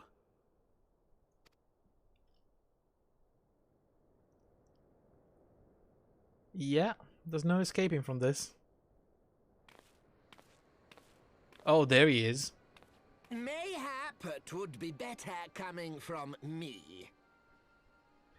So this is the one that probably orchestrated everything that happened so far. Everything bad that went down, it's his fault.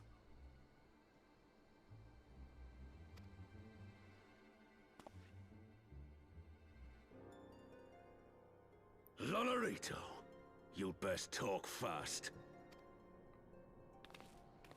As you know, Teleji Adeleji's Cartano reclamation bill was no more than a facade. A means to get his grubby little hands on that Allagan monstrosity Omega.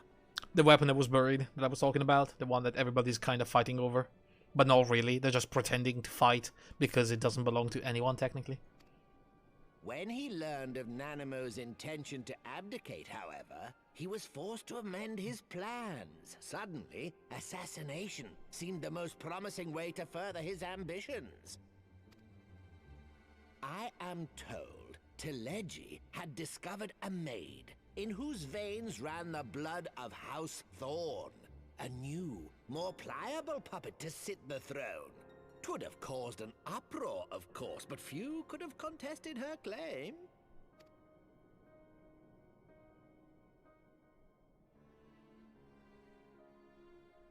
'Twas plain that Telegi's wild machinations had outgrown our ability to control them. So I decided to usurp his scheme and left the fool to seal his own demise.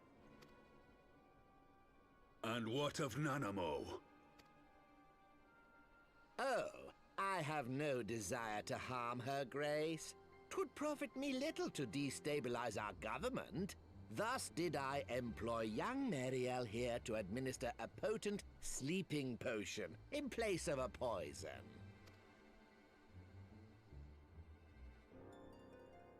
You should know, General, that your dear friend Ilberd was fully aware of my plan. Ilbert was the leader of the Crystal Braves and, you know, the main protagonist in the betrayal, because, you know, he was technically working for us. He was our most trusted person in the free company that we formed, and instead was like fully under his control.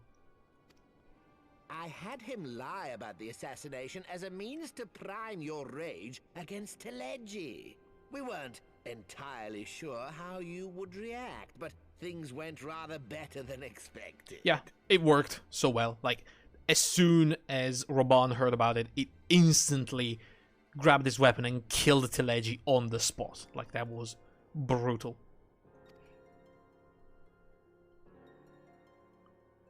You conniving little worm! You had your claws in the Crystal Braves before their first recruit had sworn to serve! But of course, when a new game begins, 'tis only prudent to have a piece on the board. Ilberd was mine. And not only Ilberd, it was like... they divided the Braves into 4 companies, with Ilberd being the leader of the first company and, you know, the general of the free company, pretty much. But it was also the leader of the 3rd company and another guy from the 2nd company, I believe. They were fully on the plan. Technically, in the chain of command, it would have been the general. Well, not the general, because Alfino was the general, but like the 2nd in command and the 4th in line of command.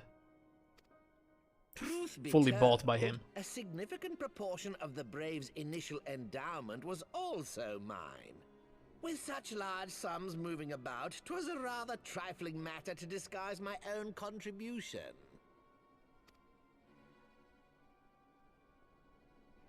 Ah, Ilberd. I secured his services with a promise to support his cause once my authority had been solidified. I swear, the man thinks of naught but prizing Alamigo from the grasp of the Empire. Which is what we will do in Stormblood, if you remember. Yeah, it's the entire plot of the next expansion. Unlike you, General, the poor fellow seems quite unable to forsake the land of his forefathers. Mayhap that's why he called you a traitor to your people and a disgrace to your homeland, amongst other things. What was it he always compared you to? Oh, yes, an overgrown lapdog begging for scraps at the Sultana's table. Oh, how we laughed. Yikes.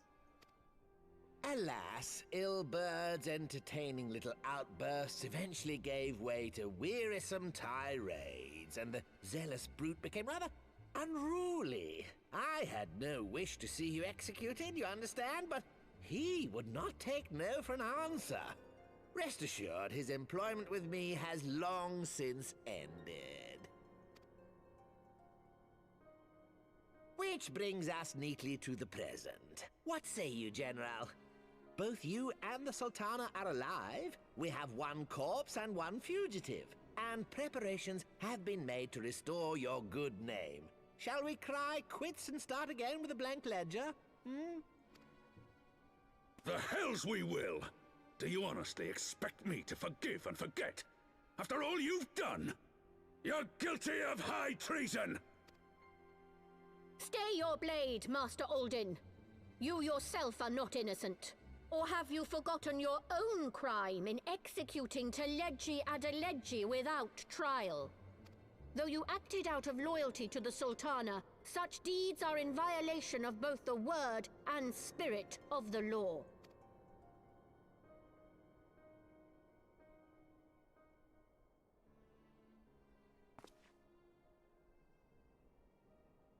If you would, Lord Lolorito?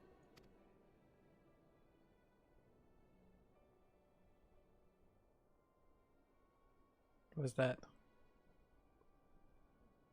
This potion will wake the Sultana from her slumber. Consider it a gesture of conciliation. Oh, such an asshole. You will find her grace resting comfortably within her private chambers. Should you doubt my word, I shall willingly accompany you to the palace as your hostage.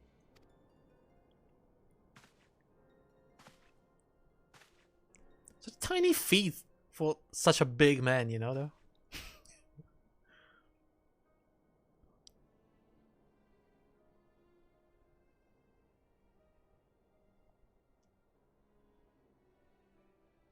I like not your motives, Lolorito.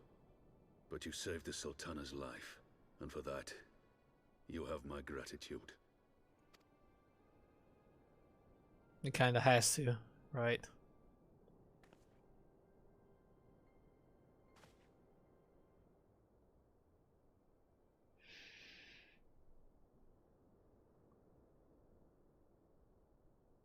Rauban Aldin, you are hereby reinstated as General of the Immortal Flames. The citizens of Ul'dah shall once more be united under Nanamo Ul'Namo, and together we shall usher in a new age of prosperity.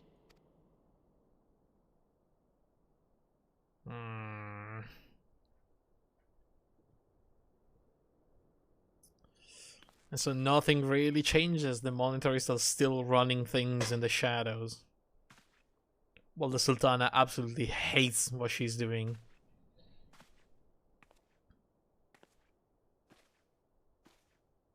She's going to jail. You know, kinda deserved it. She was the handmaid of the Sultana, and she did, in fact, agreed to both plans, both poisoning her and, you know, administering the other non-lethal poison. By the 12, I feared Lord Lolorito's arrival would herald another bloodbath. Little did I suspect that he, of all people, would gift us the means to ruse the Sultana. I know, right? That's weird.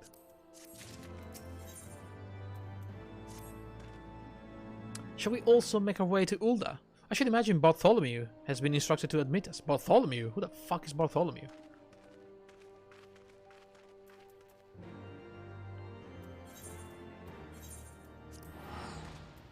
I have no idea who Bartholomew is.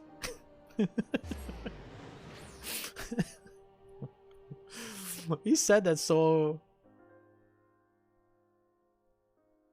confidently, and I have no idea who he is. Should I know who Bartholomew is?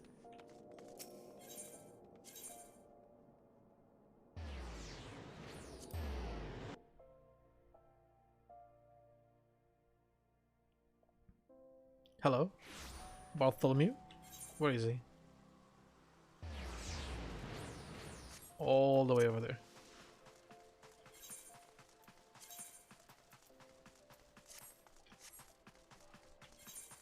I'm not going the right way. This place is really confusing. I know it's a ring, and it's like very simple, but it's also very confusing.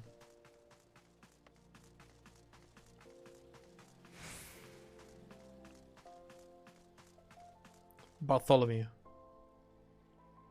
Ah, yes. The twin brother of Bartholo II?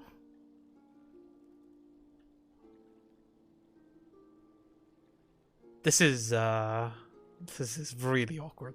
Like, if you have twins and you put them both in the same place, defending like the door to the Sultana, it's very spooky.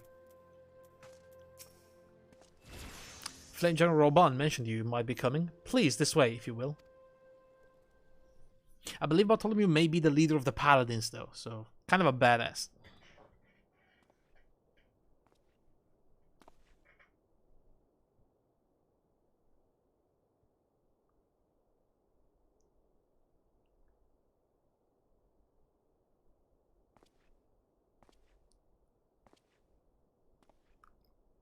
There's the Sultana, still asleep.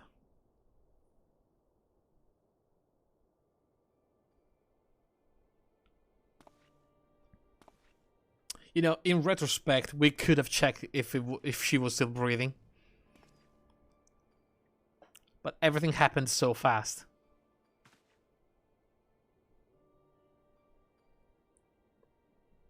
I'm not joking. Literally, the moment she fell off her chair, the door opened and the men of Teleji stormed in to arrest me. So I didn't really have time. And then the big fight happened and, you know, we escaped.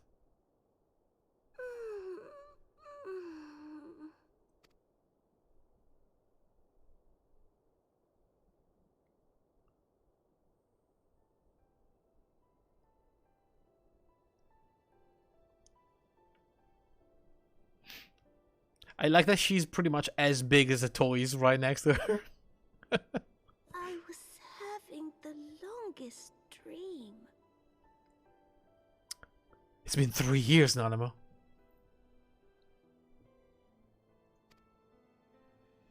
Actually, I don't know how long it's been. 'Tis time to wake up, Your Grace. Another day begins in Thanalan, and the sun blazes bright upon the sands.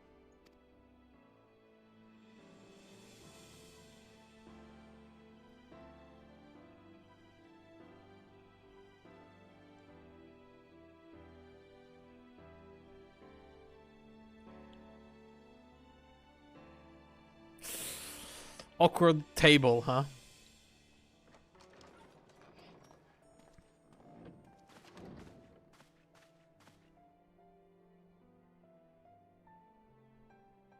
He's so happy though. Grace is awoken. The palace physician assures me she is none the worse for her slumber.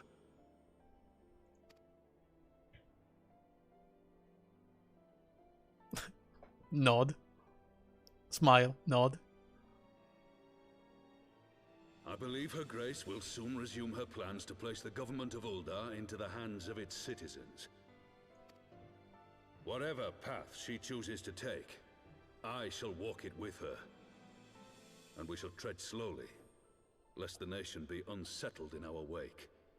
I don't know if the monitors are gonna accept that, though.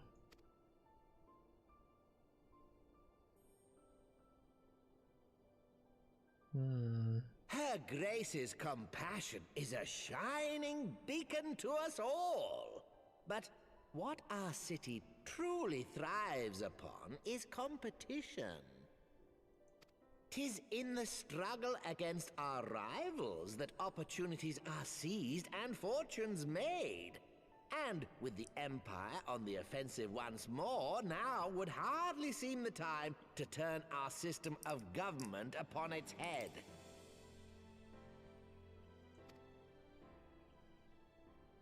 Are you privy to new intelligence, my lord?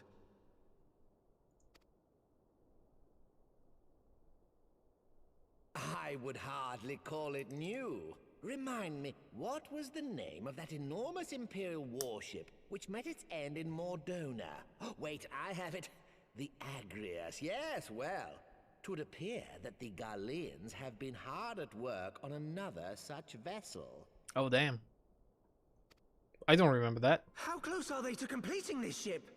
Is it operational? Its maiden flight was a success, I hear. I should imagine Emperor Varys is eager to see how it performs in battle. Oh, yikes. That's a problem.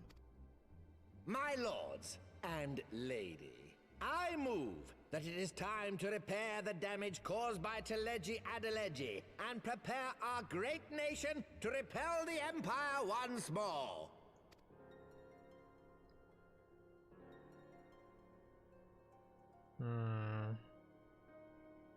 And how do you propose we do that?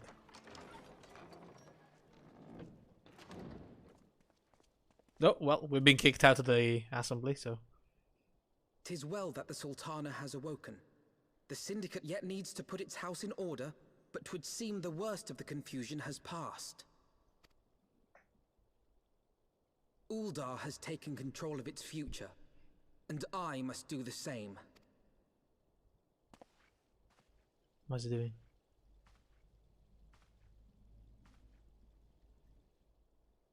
I have decided to disband the Crystal Braves. Yeah, I mean... I feel like it should have been done already. Among the recruits, there were those who supported our Order's goals and convictions with all sincerity. 'Tis my hope that these loyal men and women will choose to remain our allies in the battles to come. As for those who sided with the traitor, Ilberd, they shall be hunted down and held to account for their crimes. It is my earnest hope that they will surrender themselves peaceably when the time comes, though I think it unlikely. Ah, my all-conquering Crystal Braves. The model army meant to pave the way for a single unified Grand Company of Eorzea. That so high an ideal should be brought so low. I need not tell you how deeply the betrayal stung me. Yet I see now that it was mine own naivety and pride which allowed the Braves to fall prey to corruption. As ever, it is to your own shining example that I turn for inspiration. Like you, I mean to stand firm in the face of hardship and give mine all for the cause. Let us resume the search for our missing comrades, that we might come together to shine the light of dawn across the realm once more. The role of Crystal Brave Commander suited me ill, and I shall play it no longer. Henceforth, I shall be no more or less than Alphino, proud member of the Scions. Good for you, Alphino. Good for you. Also, I'm kind of glad that we are talking about what happened before and what's still happening, because it kind of links together with my attempt at a recap. So it seems like everything is kind of checking out. I blush to speak thus of mine inner turmoil, but the fact remains, there is no man alive in whom I would rather confide. Were it not for your shining example, I might never have emerged from beneath the pall of my despair. Alright, give me a belt for Red Mage. I'll take that.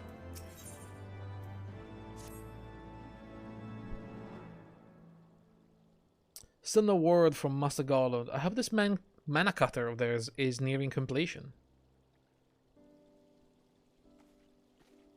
Hey, Yugiri. I am assured that Her Grace will make a full recovery. Aye, and Ulda too shall flourish once more. General Roban and his colleagues have matters well in hand, I believe. Very good. Yugiri, a question, if I may. I believe your people have been keeping a close watch on the Crystal Braves. Might you know how things stand at the Rising Stones? Yes, of course. You will be pleased to know that the 3rd Unit Braves abandoned Revenant's Toll when they learned of Captain Ilbert's defeat. The only blue uniform to be seen there now are those worn by soldiers loyal to you, Master Lofino. Oh, okay. To me. I see. I'm grateful to hear that at least some of our members were true to their oaths. Ere we return to Ishgard, I must go to the Rising Stones and thank these stalwarts for the service. It shall be my final act as Crystal Brave Commander. Will you join me, Askaret? You were there at the company's inception. It is only fitting that you be present at its end. And I would appreciate the support, you know? Sure. Yeah, I'll help you. I got your back, Alphino. I'm like his wingman, like the perfect wingman.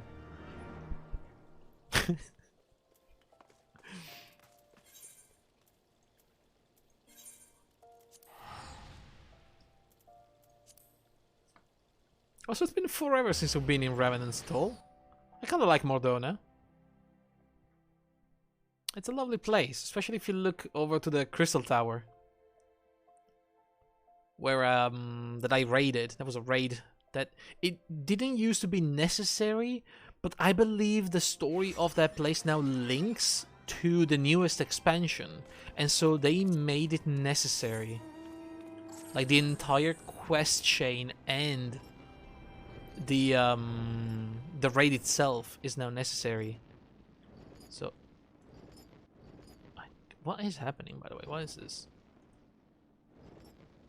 As you can see, there's a weird there's something weird going on here now. It's like a giant barrier of mist, like a dark mist. But yeah, if you can see it in the distance, that is the Crystal Tower. There's a full 3-part raid: the Labyrinth of the Ancients, the Circus Tower, and the World of Darkness. And that was really, really cool. Also, here on the right of the tower, you can see the once pride of the Garlemald Empire, the Agrius, the very ship they were talking to, the battleship that was supposed to end the war in favor of Garlemald. But on top of it, you can see the body of the dragon Midgardsorm, which sacrificed himself, impaling himself on the Agrius, taking it down and ending the conflict before it even started.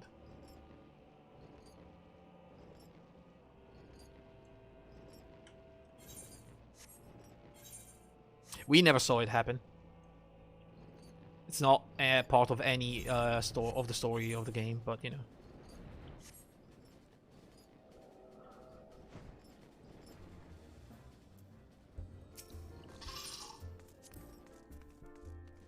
I don't know if it was part of the story of, you know, Final Fantasy before it was made into the Reborn version. Because people often forget that we had a full game before the entirety of it was dismantled and rebuilt from scratch. But there was a full game with a full story.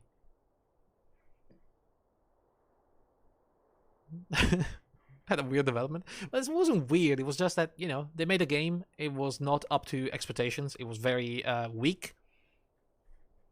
And so they decided to take it offline, rebuild it from scratch, and relaunch the game. And boy oh boy, that was the correct decision. Because it went from being one of the worst MMOs in history to possibly the best MMO currently on the market. At least it is for me. Like, far superior to World of Warcraft.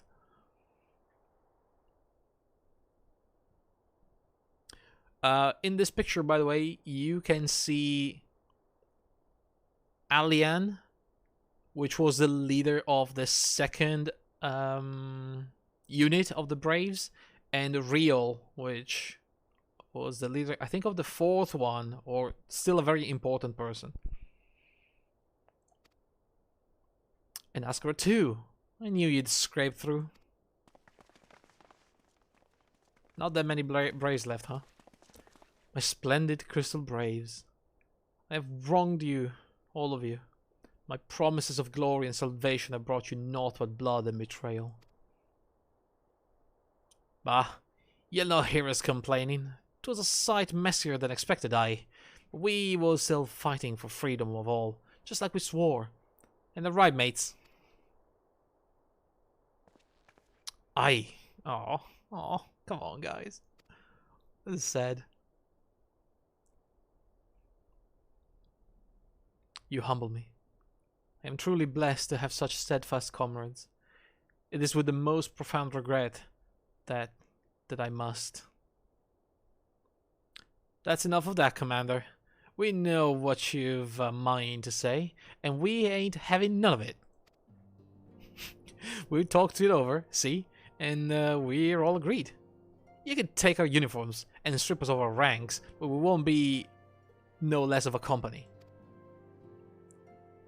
But the Crystal Braves... The Crystal Braves may be finished, but the ideals upon which the company was founded live on. They bind us to each other, and to you. Commander, Alphino, our minds are made up, so ye may as well get used to it. Let us help the science. Let us help you and find Minfilia and the others.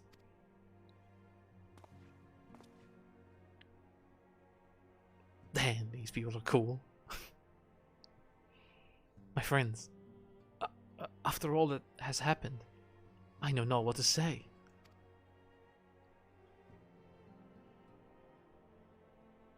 Don't cry. Don't cry. Whatever you do, do not cry. Oh, god damn it. You know, he's a softie. Alfino is okay. He's got a big heart. That's all that matters sometimes. Pray excuse me. I had thought my tears spent. My grandfather used to say that one can measure a man by the constancy of his comrades. Mayhap I am the exception which proves the rule. Nay, do not protest. I know that I am not worthy of their loyalty, Ascarid. But as Thaliak is my witness, I shall do everything in my power to earn it.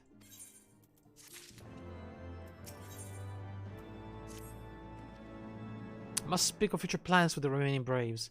Any information we uncover on the missing science will need to be shared with our allies across the realm, specifically Urianger in the Waking Sands and Tataru in Ishgard. While we are organizing our various channels of communications, I would ask you that you call upon Master Garland at the Manufactory.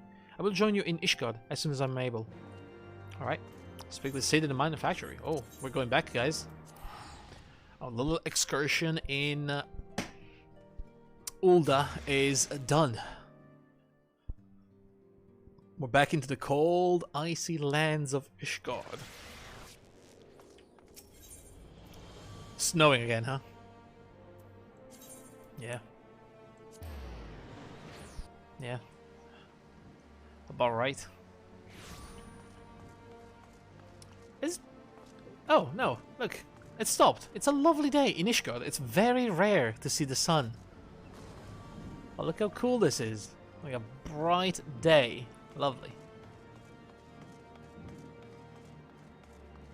I mean, I feel like this view is really cool. Really nice. Look at this. But, like, I don't know. Is it mostly thanks to my shader? Because if you remove it, it's very monochromatic.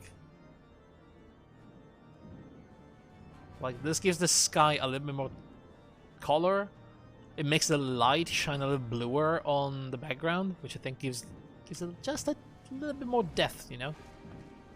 I don't know. I like it like this. Otherwise it seems flat. It seems like it's almost difficult to differentiate between foreground and background. Anyway. Where am I? Wait. Oh, right there. Hey, Sid. Ascarid, how in the seven hells do you do it? I was just about to send for you. We have but this moment completed the Mana Cutter's first successful test flight. A few minor adjustments and she'll be ready to go. We see to the finishing touches. You might want to pay a visit to Falltown Manor. A dragoon by the name of Stenian was looking for you. Oh. God, that was loud in there, huh? I mean, I guess it was a manufactory, but Jesus Christ. Estinian is looking for us. Alright.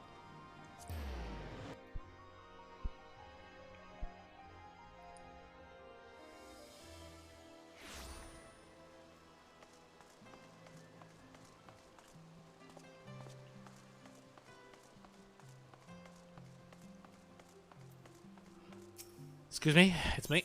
I'd like to come in, please. Thank you. Alright then. Ah, there he is. Where's the Count? He's never around, that guy. The old man. Hey, Stenian. You have fulfilled your obligations to the Uldans, then? Mistress Tataru has been keeping me appraised of the situation. Once I learned that these mana cutters of Master Gardens were nearing completion, I saw no reason to tarry in the mists. For the present, Nidok seems content to remain in the area, plotting for his revenge. Oh no.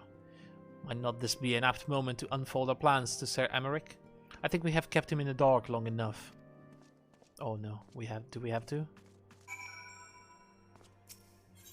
So Emmerich is the Lord Commander of the Ishgardian army. Technically, he's directly under the Holy See, which is like the Pope, the leader of Ishgard. However,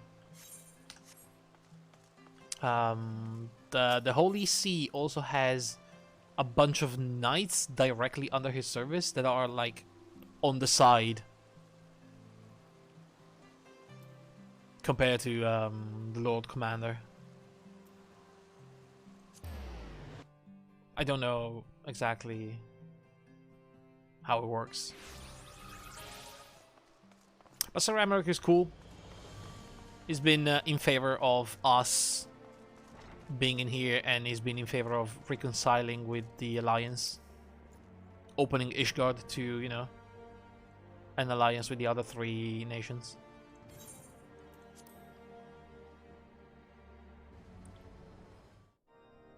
There he is. With the lady that I always forget the name of. Maria? I don't... Marta? All stands ready, Lord Commander. Marcia? I don't know. Ah, the moment has come then.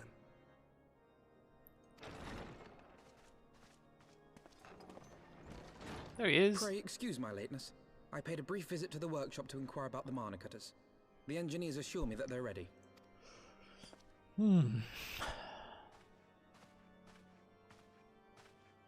area is now but a short flight away. Yet what a long and winding path we took to reach this point. Were it not for Master Alphino's proposal, we never would have attempted to parley with the dragons. Though our negotiations yielded little, our expedition with Lady Isar taught us much. You took an unimaginable risk. I could scarce believe the tale Estinian told.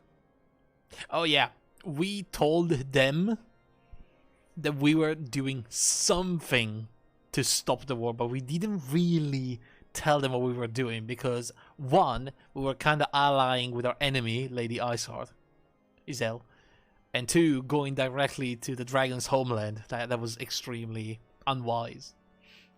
So we told them, we're trying something, okay? Don't question it. Aye. 'Tis true that many of our countrymen would sooner die than join hands with the heretic's mistress. But 'twas through that most unlikely of alliances that we came to speak with Hraesvelgr. And look, Estinian is taking it very well, and like he was the most opposed to this. A conversation that went rather poorly, as I recall. In this instance, the journey was more important than the destination. Had we not slain Nidhogg's consort, Tiaman, and put the Great Worm on his guard, the Dravanians would have arrived at Ishgard's walls long ago. Aye, that they would.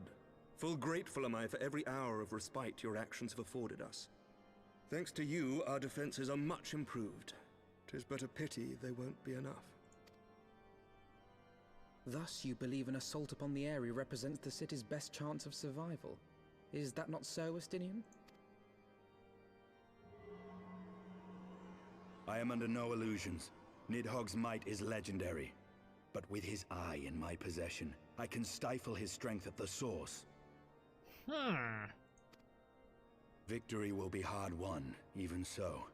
And I shall be glad indeed to have the Warrior of Light at my side. Like, I don't remember what happens with that, but I feel like using the Eye of Nidhogg against Nidhogg cannot end well, right? I don't remember it, but that doesn't feel right. You shall have my blade as well. There are more of these mana cutters to be had, yes? Actually, I don't think so. Lord Commander, no. Lucia, that's the name. Fucking hell, Maria. Lucia. How can I, a proud knight of Ishgard, stand by and do naught while an outsider risks life and limb for our homeland? I swore an oath to protect this city. Pray leave the slaying of dragons to dragoons, Sir Knight. Your duty to command the city's defense is no less vital. I mean, I know I don't look as spiky as a Estinian, but I'm a dragoon too. You can tell by the spear that I have on my back. Should we fail, and Nidhogg slip through our grasp, who then will hold the walls against him? Will you leave Ishgard in the hands of the Holy Sea's zealots? others. Who but you has the authority and the standing to orchestrate a city-wide defense? I do not, and neither does the Warrior of Light. That is why it is our place to fight, and yours to remain here, Lord Commander. I mean, he's not wrong. What? You too, Master Alphino? By the Fury. You have shown some promise, but this adversary is far beyond your skills. I don't like that Estinian wants just me and him to go.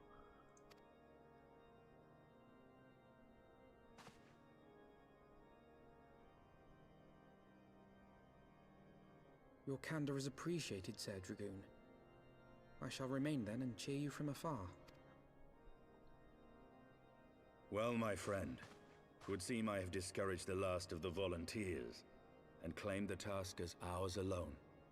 But if any alive can best this worm, 'tis surely we too. The two Azure Dragoons. Yes. First time in history that there are two Azure Dragoons. So I guess this is the best time ever to slay the Great Worm Nidhogg. Did we do that today? I don't remember. Speak with Estinian. Where is he?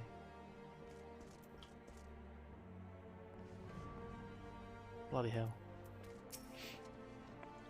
I pricked Master Alphino's pride, I fear.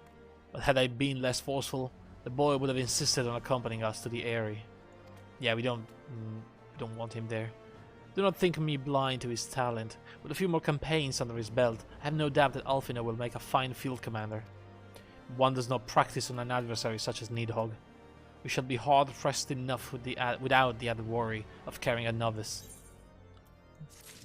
I mean, very direct, but again, speaks the truth.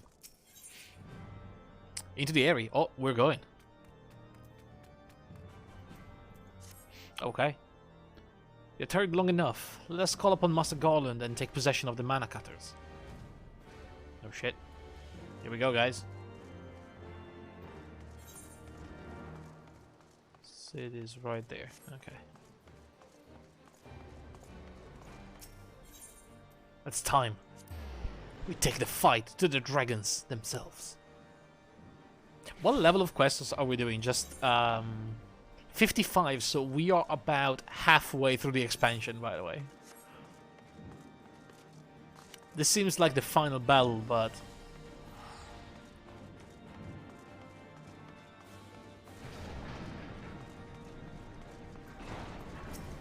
I think the Eyrie is important, though. It's a dungeon or a raid or a trial or something like that. The final adjustment cost us a few sleepless nights, but we got there in the end.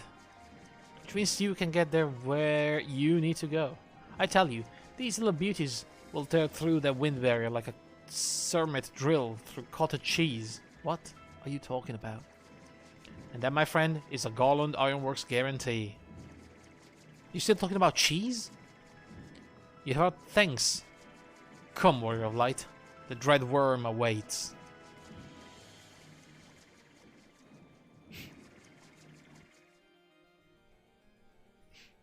We're flying. Oh yeah, we're flying straight into Nidhogg Lair.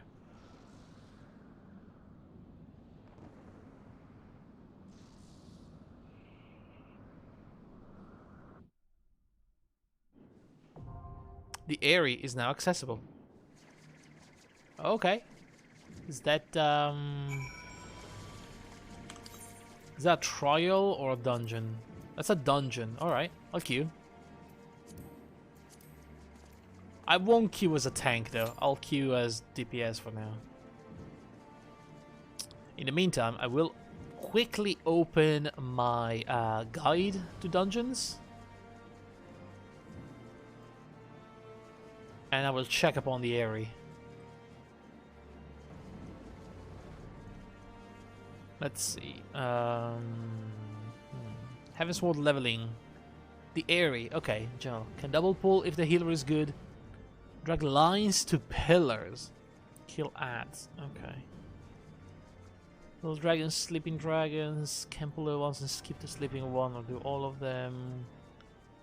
The second boss, let the ad eat one cloud and then kill them. Okay.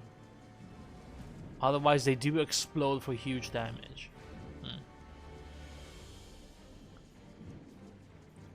I spawn the players and shoot Colonel AoE.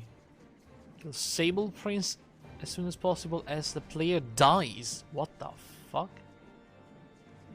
When he jumps, kill the ads and heal the NPC. The NPC must live. Oh. I don't know what the fuck is going on. Then stack with the NPC in the bubble. Okay.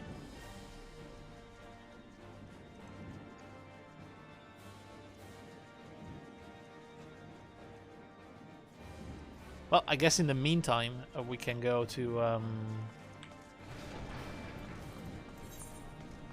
We'll wait for the party, you know.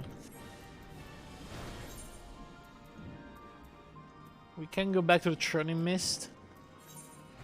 To the Mogham and see if we can collect the remaining Aether Currents. Do the quest. You know, we have things to do. While we wait.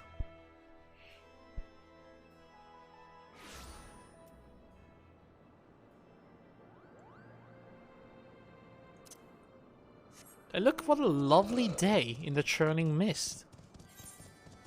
This is awesome.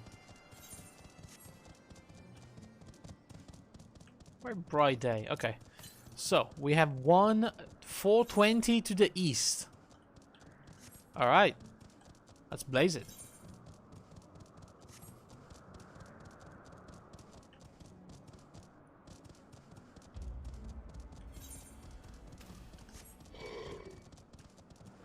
Alright, can I even go up here? Yes, I can.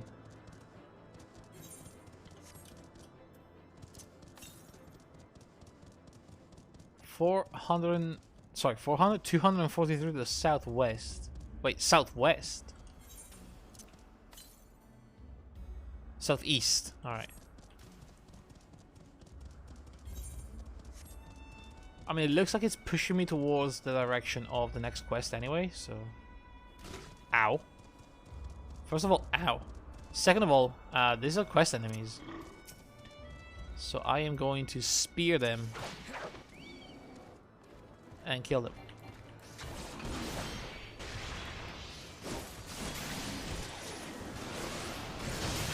If we still have remaining time after this, I'm gonna go do my Dragoon quest. Oh, please, dude. Come on. Are you kidding me?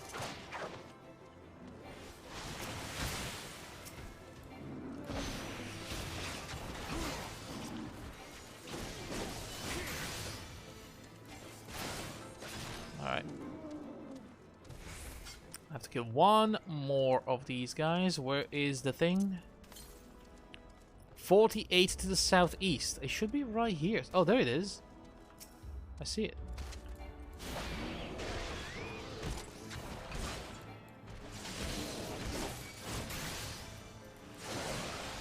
I forgot, by the way, almost all my techniques are directional, I believe. Oh wow, we found the team already? Hang on. Please, Chocobo, finish that. I need to grab the Aether Currents before we move on. Or the dungeon will put me somewhere else. Alright, that's enough. Let's go.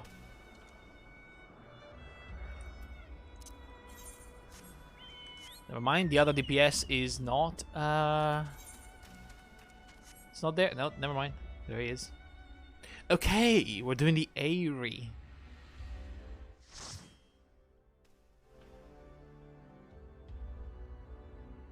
They say hey, I will say hello.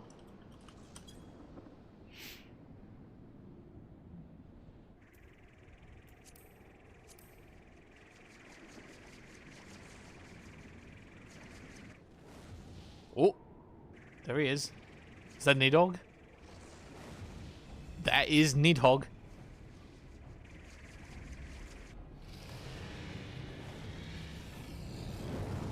He's very pissed. Whew.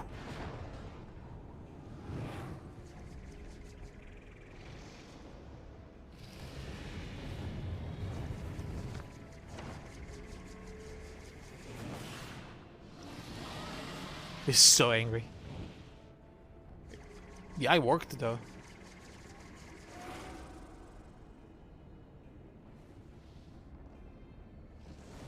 Alright.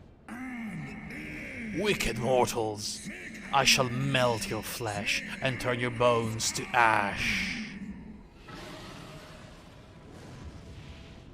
Yeah, very angry dragon.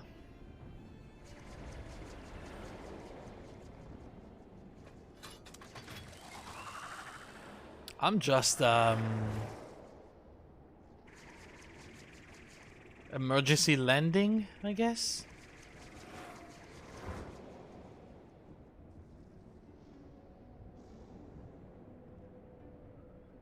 The Eyrie. Cool looking place.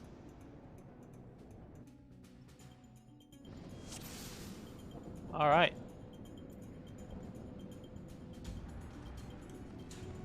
Let's go. I don't remember how to fight in a team or do AoE damage or whatever, but it's gonna be fine, I guess.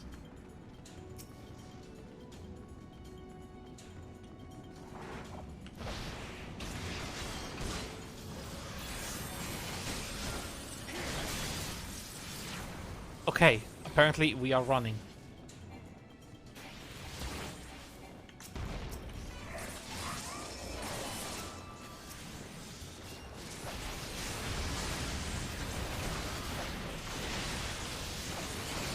Jesus.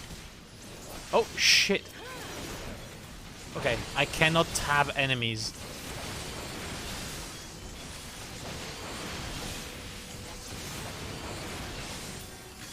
Okay. Easy. Jesus, this tank is good.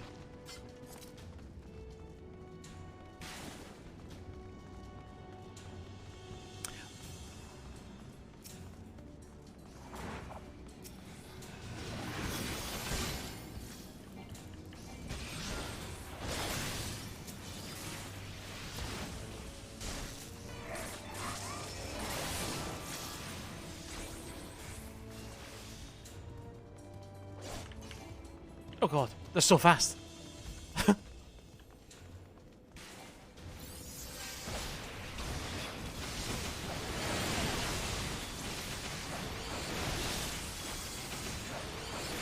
mean, actually, yeah, tank is good. I don't know if it's the paladins that take absolutely no damage whatsoever. I don't know. Maybe she's like level 80 and has an insane insane gear. You know, even if it scales down, your stats are always going to be higher.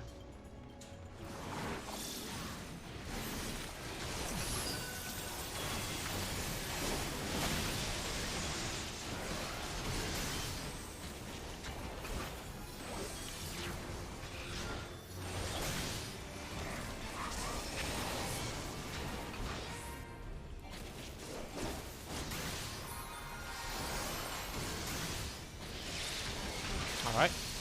Ow.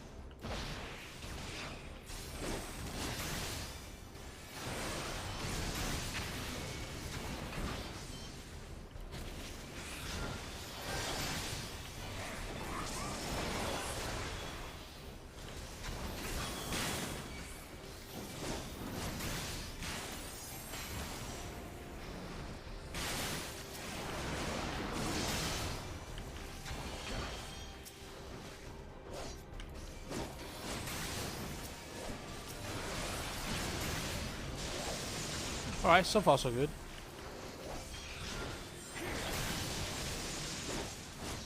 I fucked up on combo. That's fine.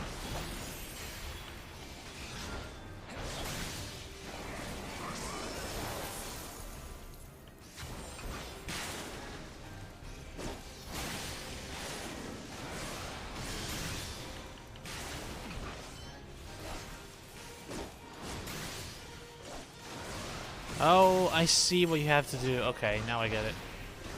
That actually does not concern the tank. Very good. I'm trying to learn how to tank this place, you know. Bard Arcanist. Wait, that's not Arcanist. Are we just fucking jumping down? Okay. Ow. Ow. Ow. Okay, pass and greed, I guess.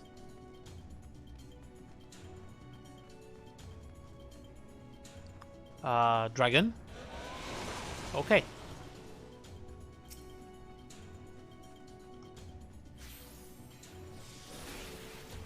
Jesus. She's running, huh?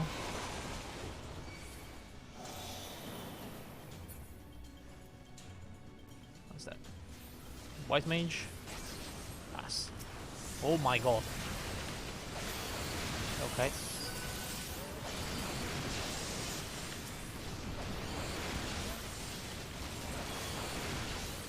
I don't really have AoE with the Dragoon.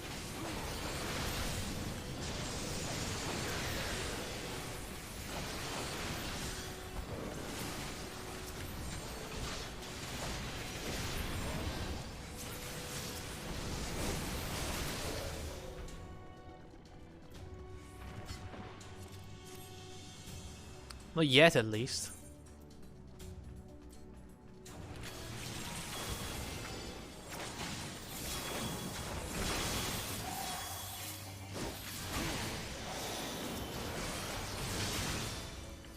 I do have a lot of single target though.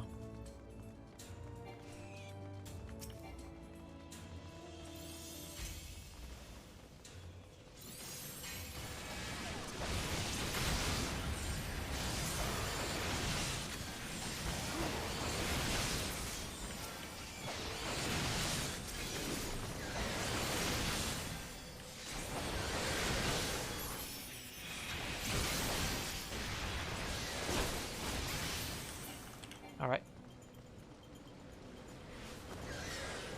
What the hell just happened? Okay, second boss, what do we do here? Little dragons. We need to let the ads eat the clouds. I don't know what that means, but...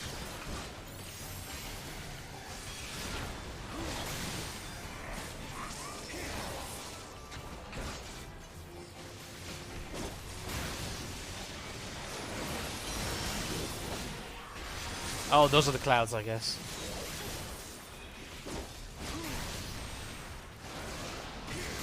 Alright.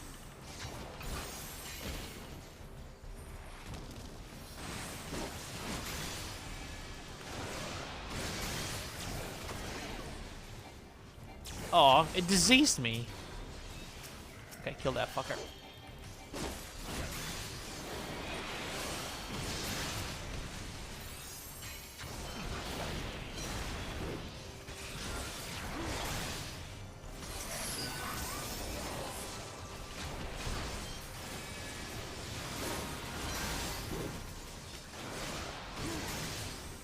Okay.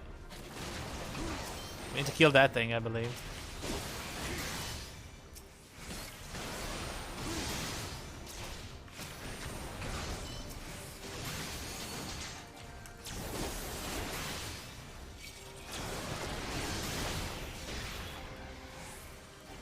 Dudes, we have to kill that thing. It's going to fucking destroy us.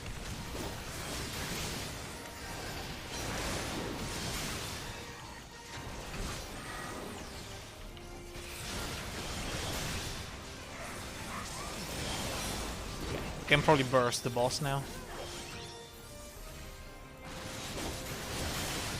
And die. Okay, cool. Easy. Even as a tank that doesn't look as bad as the other level, you know? Rogue Ninja. It's a head? Alright. Whatever.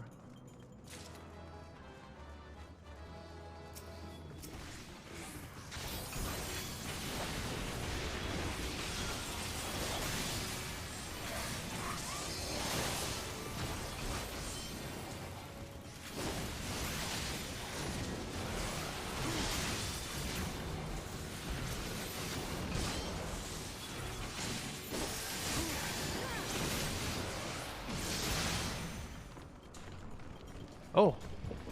Oh, this is really cool. I love this place.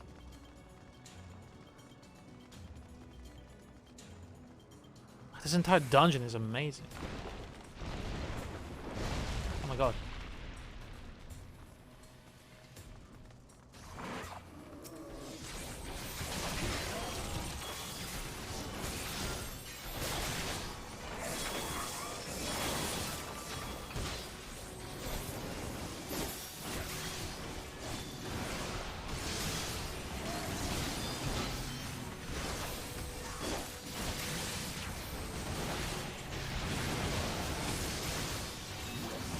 I forgot how fun the Dragoon is, though. That's a real fun DPS, you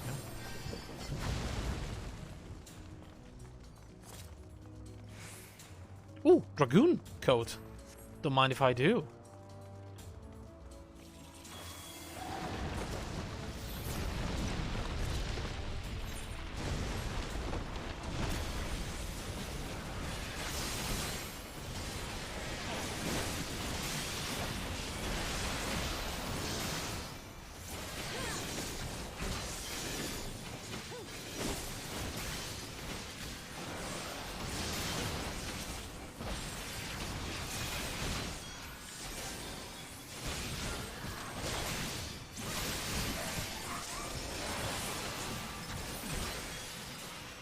Damn. What is this?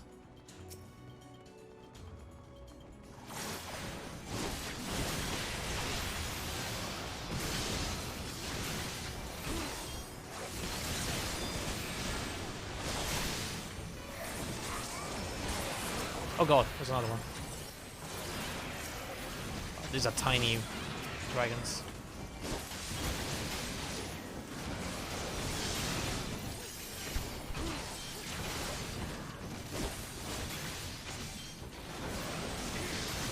So pretty much you have, for now at least, one combo to keep up your buff and the debuff on the enemy, and then you have your main damage combo. So you alternate, you make sure you keep your buffs up.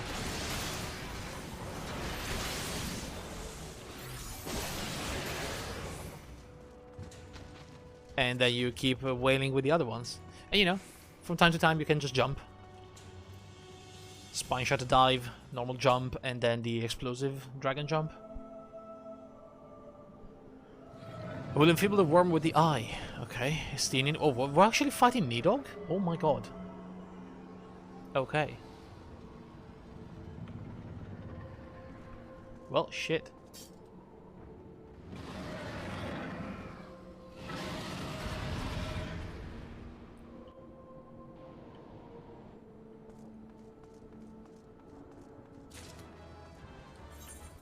I'm here. I'm a new coat. Do I?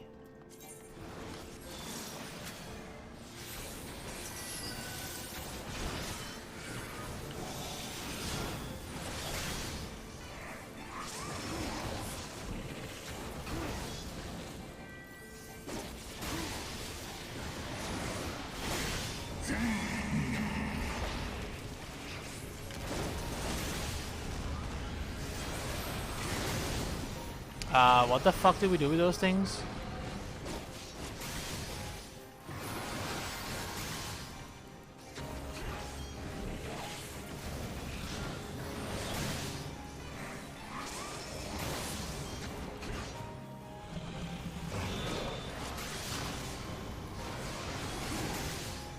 Oh, kill the Sable Prince, okay.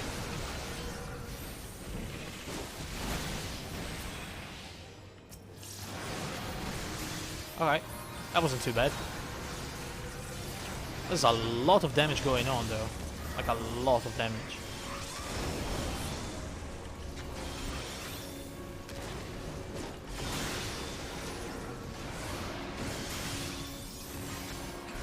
This is easy. Even as a tank, this is pace easy. Okay. Now we have to keep Estinian alive, I believe.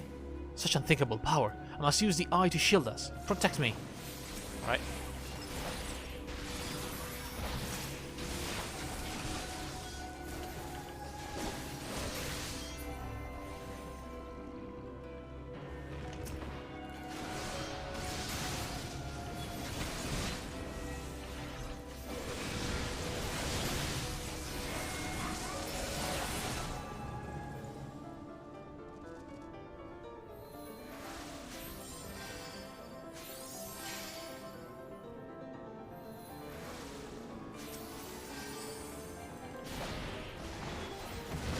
Wow, ouch.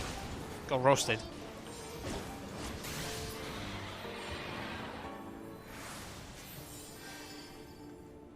What cool arena, though. Okay. Ow.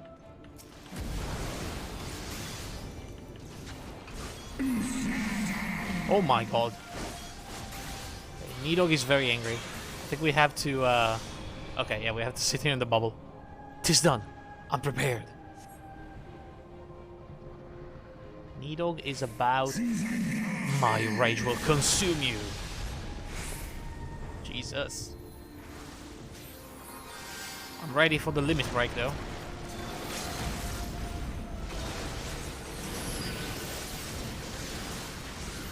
There you go. Get fucked.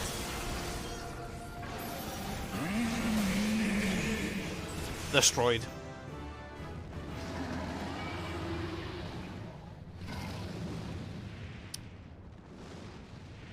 I kind of like that as a melee DPS, I am in control of the most powerful limit break for single target.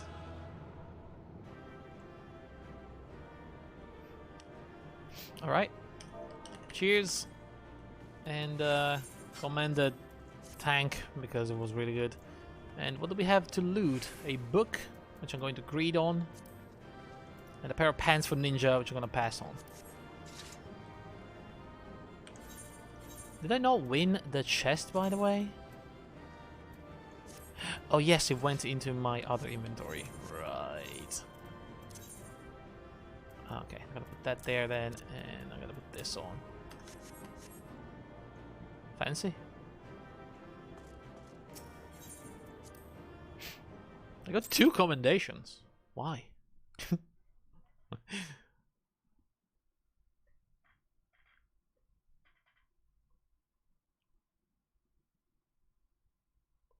Maybe because I didn't kill myself as a dragoon. There's like a meme that dragoons just like to kill themselves with their jumps.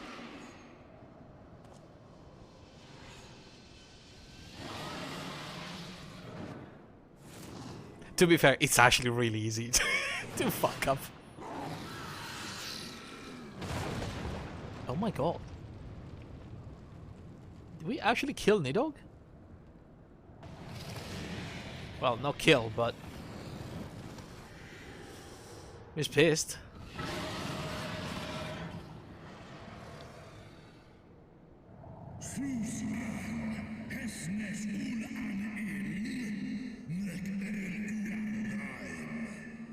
Thou wouldst use mine own eye against me.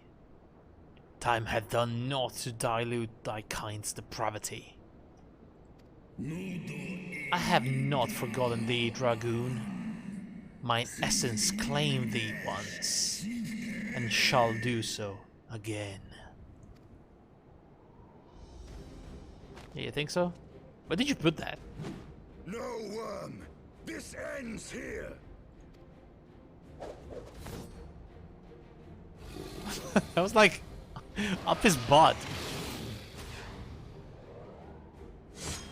Oh, well, that was inside the brain.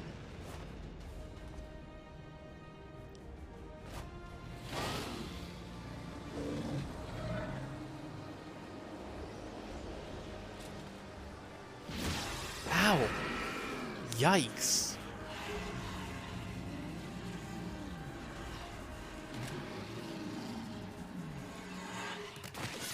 Oh. Okay, that's...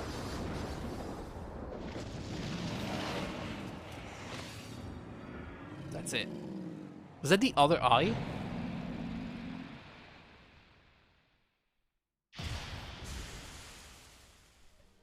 Well, Nidog is dead.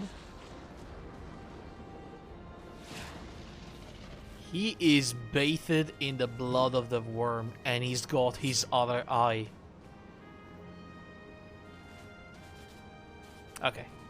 You gifted my people 1,000 years of suffering. Now I gift you an eternity in darkness.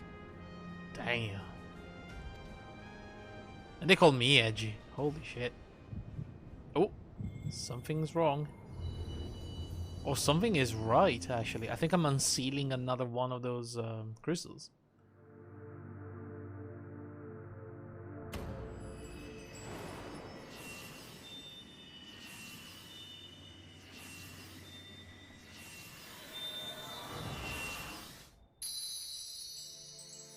Nice.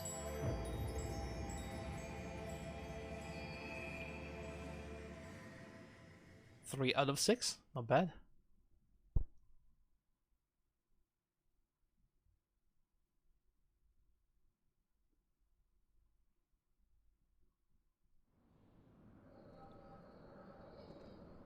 What is this?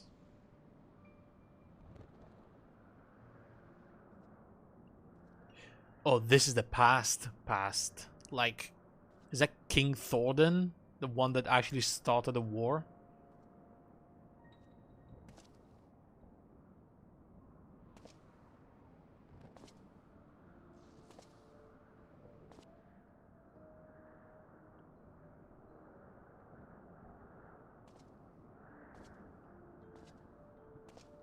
Well, this must be Thordan. Both eyes of Nidog's sister.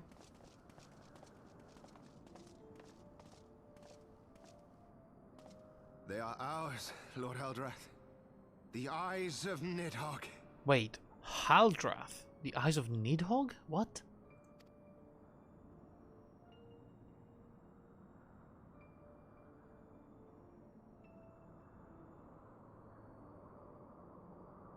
Aye. The worm lies broken and my father is avenged. With the wellspring of his vitality thus denied him, Nidhogg shall not linger long in this world. This is a familiar scene. Where have we seen a dragoon holding two eyes of Nidhogg? I wonder. But behold the terrible price we have paid. My sire is dead. So many brother knights slain. We traded our honor for the strength which now courses in our veins. And still we are forced to make such sacrifice. But not in vain, my lord. Hraesvelgr is the only great worm left in Dravania, and he dares not leave his lair. With Nidhogg's eyes in your possession, who now can challenge the might of Ishgard, ascend the throne, and take your rightful place as the ruler of our people?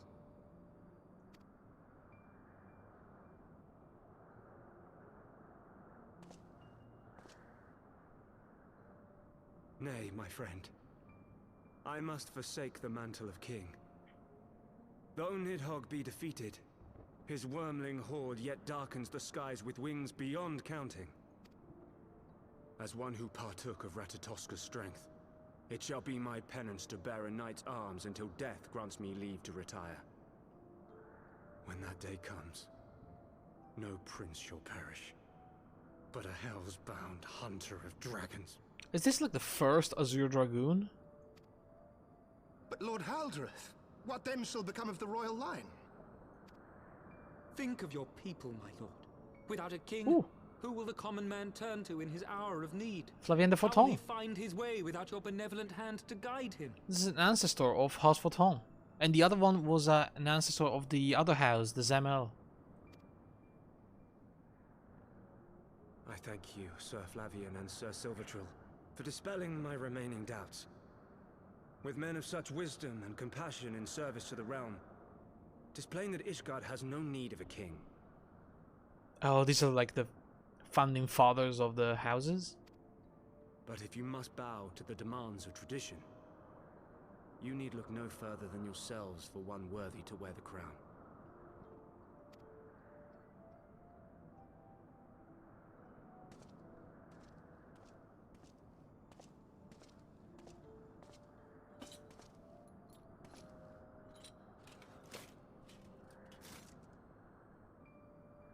Fare thee well, my brother knights, my loyal friends. On these shoulders shall I bear the weight of my father's sins. With this lance shall I repay the debt accrued through our misdeeds.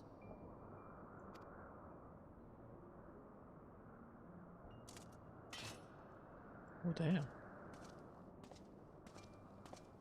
Cool armor, though. I know it's the same one, but it's like white and purple. What cruel jest has fate played upon us? Have we seized this desperate victory only to lose a king? We can but act as our lord has bid. We few who remain must divide between us the rulership of Ishgard and her people.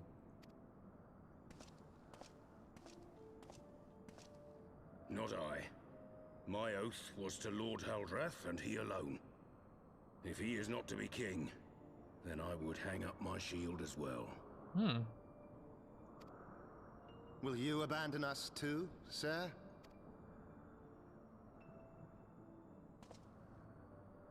I would wash my hands of blood and betrayal, and take up an honest trade. Mayhap I shall serve ale instead of sharpened steel. Wait, whoa, whoa, whoa. Is this the guy? No. It's like descendant of the guy at the bar. Well, an ancestor. The guy at the bar is the descendant, I guess. The Forgotten Knight. Yeah, that makes sense. Oh my fucking god, I just connected the dots. The place is called the Forgotten Knight. Because he left and he was not part of the main houses. That's why he was forgotten. We four, then. Oh my god, yes. Ow. Punched myself. So yeah. Forton, Helenard, Heilenard, Durender, Durender, and Zemel. and Zemail. Zemail, whatever. Yeah, the four But great houses. 4 houses to rule all of Ishgard. Except Zemail is the strongest one, apparently.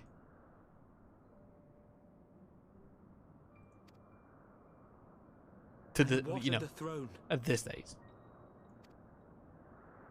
We keep it empty. Until the day a king rises once more, we must assume the role of stewards. We shall shape our nation anew with a history of our own making, and let the truth of this dark day die here, upon the battlefield. Question though, if they slayed Nidhogg, what the hell?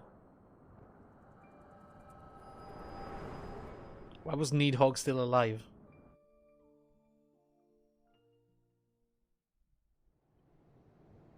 Is he like a primal? Is he being summoned using crystals? What ails you, friend? Are you wounded? Estinian, I would drop that eye right now.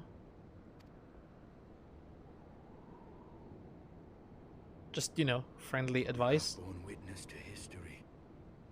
To the culmination of the first battle with Nidhogg.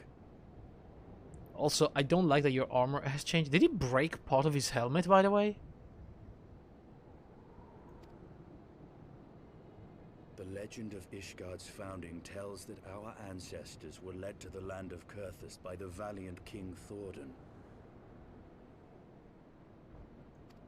In the midst of their journey, they came to a wide chasm, where they were set upon by a great worm, Nidhogg.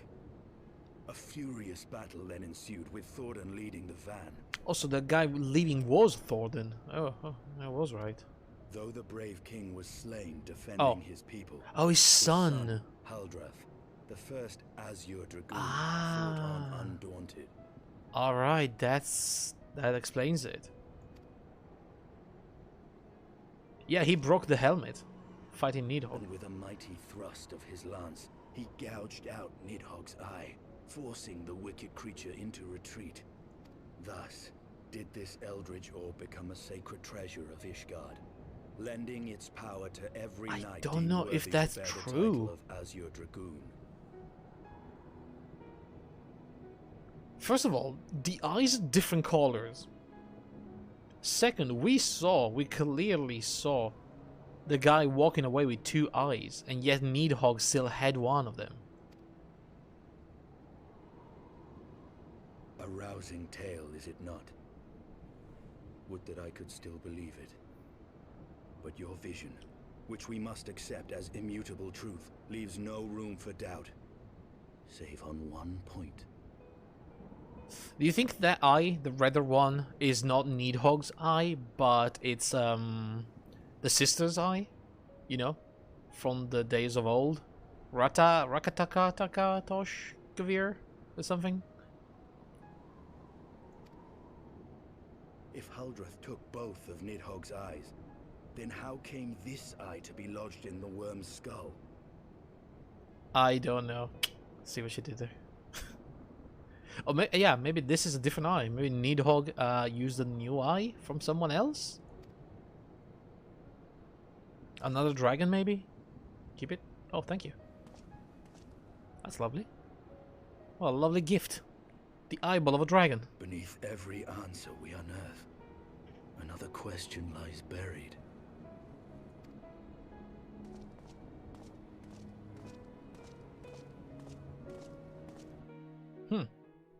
Well, I mean,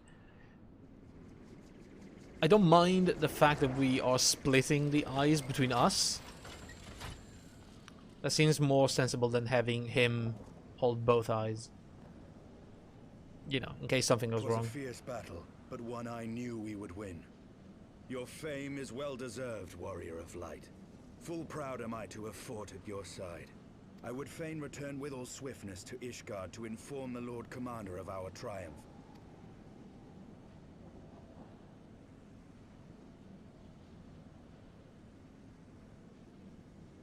But we must first have words with Hraesvelgr. There are parts of this tale that the worm has kept from us, and I would know wherefore. Interesting. Yeah, I'd like that. Do you think the big dragon lied to us? What reason would Hraesvelgr... Why would he... I don't know. Though Nidhogg is fallen, my heart is yet heavy, and this stain of corruption pleases me not. When all has been put to rest, I must need forge my armor anew. Yeah, it's now bathed in blood. Okay. Hang on.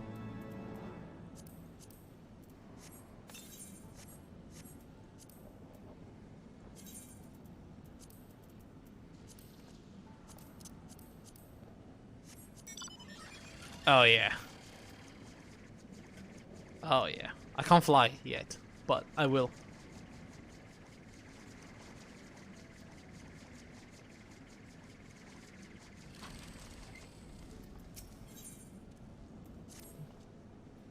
With Nidhogg fallen, none save Hraesvelgr remains to answer our questions. Let us trouble the worm again.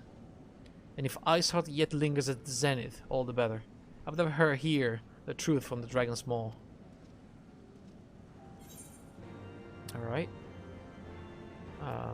Seems fair enough to me. I don't know why he would lie. I mean, Hraesvelgr didn't have any reason to hide his anger, and he didn't. He just said, I'm too old to actually intervene in this. But the dragons have all the rights to be mad. Why would he hide anything? And what would that be? Alright, I think... Can I fly now?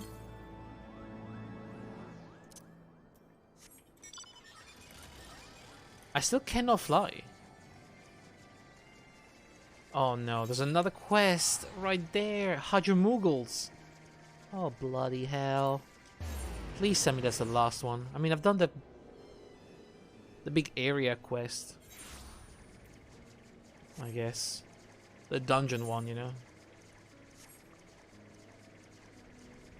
I thought I could fly. I can check actually how many currents I have left. It's in the travel logs at the currents. Yeah, only one, so this is probably it. I guess, yeah. Find the hiding Muggles. Oh no. Oh no, we're playing hide and seek with the Moog. With the Moogs. Alright. Found one.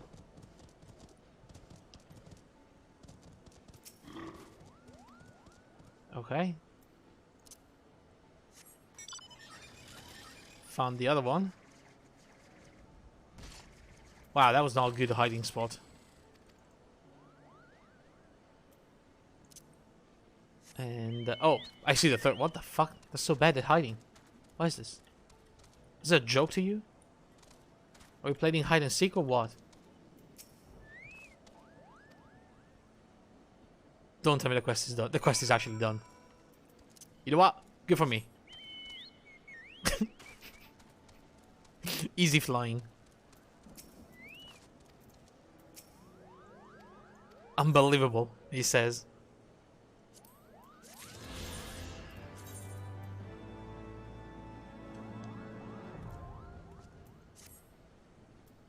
By the way,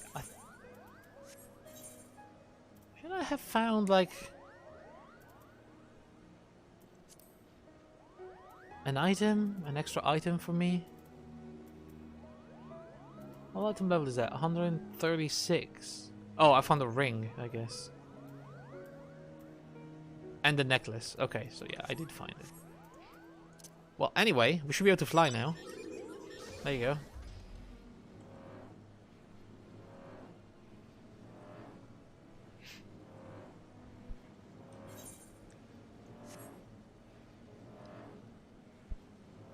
I'm almost level 60. I'm almost finished with leveling the Dragoon as well.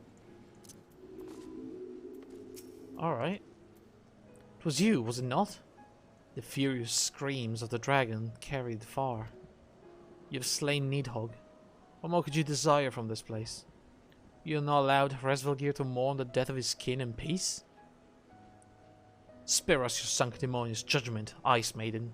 We have a gift for the Great Worm, and a mystery that can no longer lie buried. Lady Iceheart, the Dragonsong War has all but consumed your life and claimed many of your followers. It's time you learn the truth of its beginning, the whole truth, that we may last bring this bitter conflict to an end. Sound the horn, Warrior of Light. What's happening?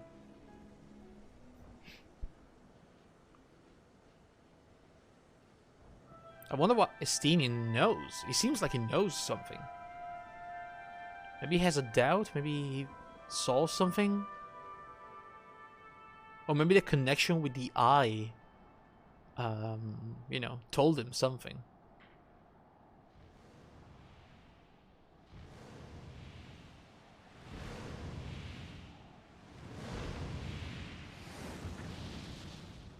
Also, Razvalgir is missing an eye, and it looks like the same color. I just realized. Did he give him Nidhogg his own eye? Impenitent mortals, ever seeking to bury old wrongs under new.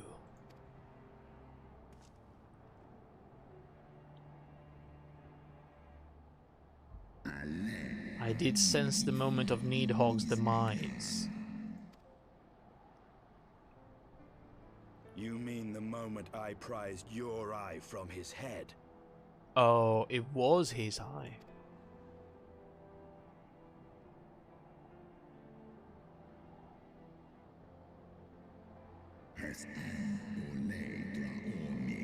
Twould seem thou hast uncovered my secret. Aye, unto the blinded Nidhogg did I yield 1/2 of my strength. Why?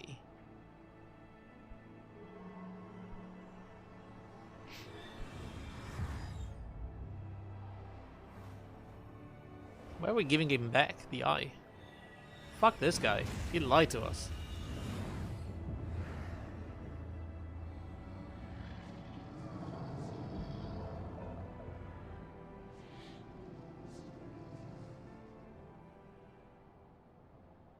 Don't smile at him. Oh, what's happening?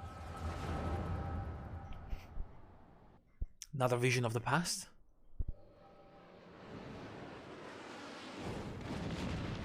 Ouch. Is that Nidhogg? It's him. Blinded, probably. After the fight. Nidhogg? What hath befallen thee? We are undone by covetous mortals.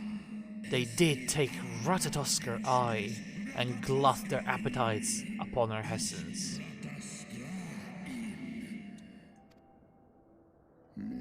She is slain then. What madness hath made their peaceful accord?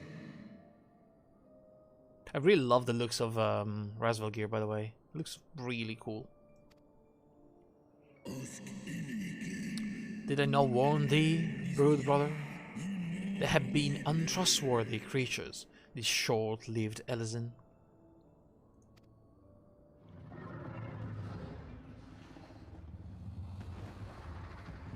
Oh yeah, he's blinded. He's missing both his eyes. But thou wert enchanted by thy mortal maid. Thy folly hath cost Ratatoskr her life, and me mine eyes. Why are you blaming him, though? He tried to make peace. Oh, my beloved Shiva, how swiftly are thy kin made bestial by their appetites.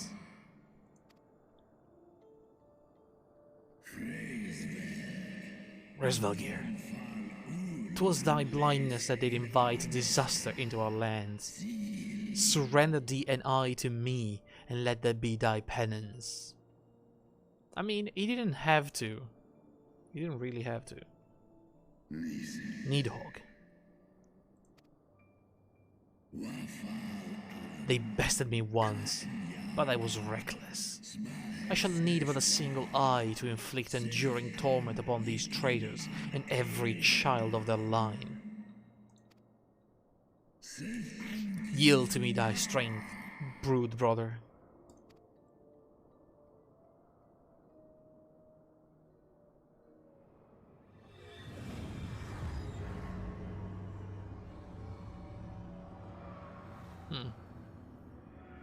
So he did, huh?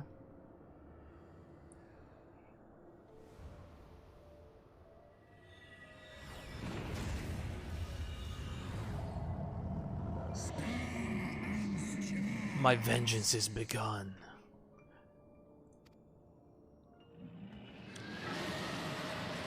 So it's technically not Nidhogg's fault. He could have been left blinded, and the war could have been avoided, but Razvalgir had to give him the eye. Why, though? Why did you do that?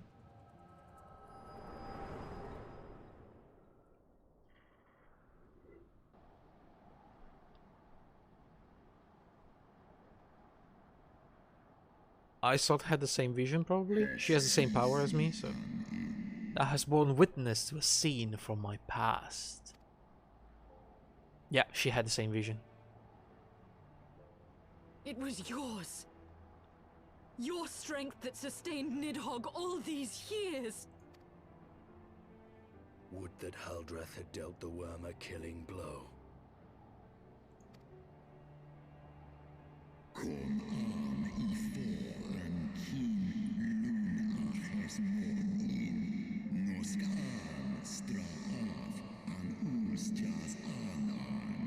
When my brood brother did appear before me, bloody and blinded, his life was all but spent.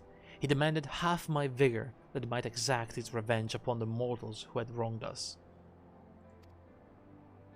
And so you acquiesced. You surrendered your eye to Nidhogg, knowing full well the suffering he would inflict.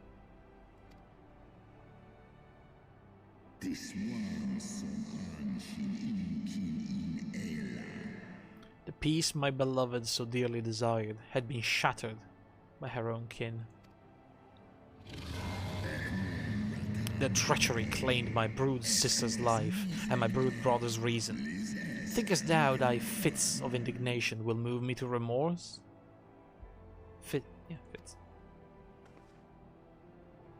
I mean, I guess fair enough. But like, at the same time...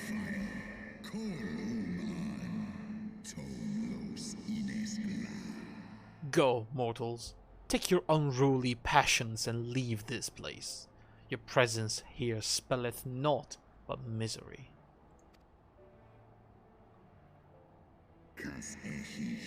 Were it not for Shiva's soothing embrace, I would slay you where you stand. Woe betide you should the bond we share ever weaken. Oh my god. He's not friendly, isn't he? I feel like I shouldn't give him his eye back. However, he's old and dying, so I don't think it's gonna trouble us too much.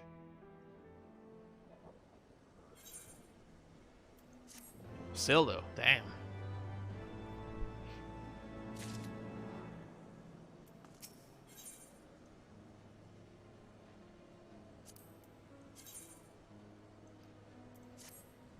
Is that new armor? Are we not getting like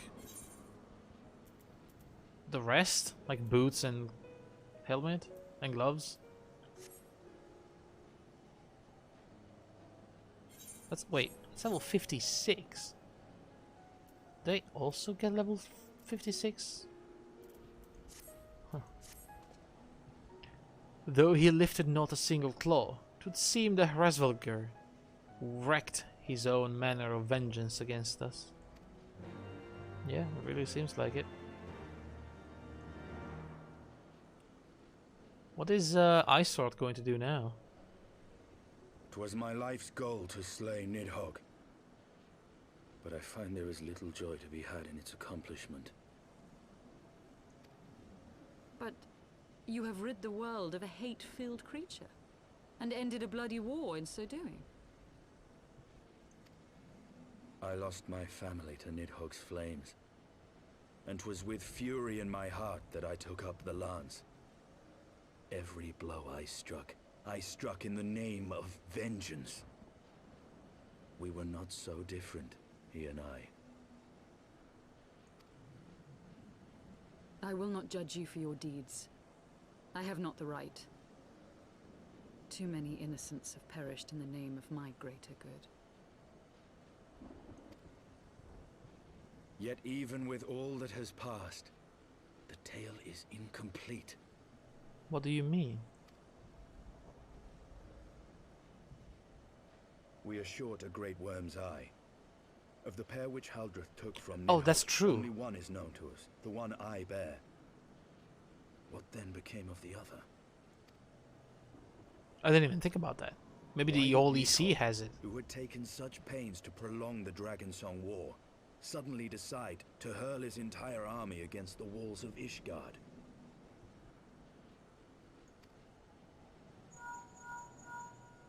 Lord Commander. Aye. The deed is done. Nidhogg is slain. Yeah, we have cell phones. Technically, it's like link pearls. I don't know if like it's earrings, they're like connected together. We can use them to phone people, I guess. Don't question it. What? In the city? A battle with whom? Wait, a battle? In the city? What the At once, Lord Commander. Hold firm till our return. What the hell just happened? Fighting has broken out in the city. What? Lord Emmerich was sparse with the particulars, but it seems some commoners threw open the gates to a force of heretics. I gave no order to attack. Are we to mark the end of the Dragonsong War by spilling the blood of our own? Mayhap Heavensward was right about us. Let us away, warrior of light. The people must be saved from themselves. Something's still wrong. Wait! I would join you! There has been enough violence. I will appeal to my people in the city and make them see reason. Yeah, fair enough. Estinian? Come then, Lady Iceheart.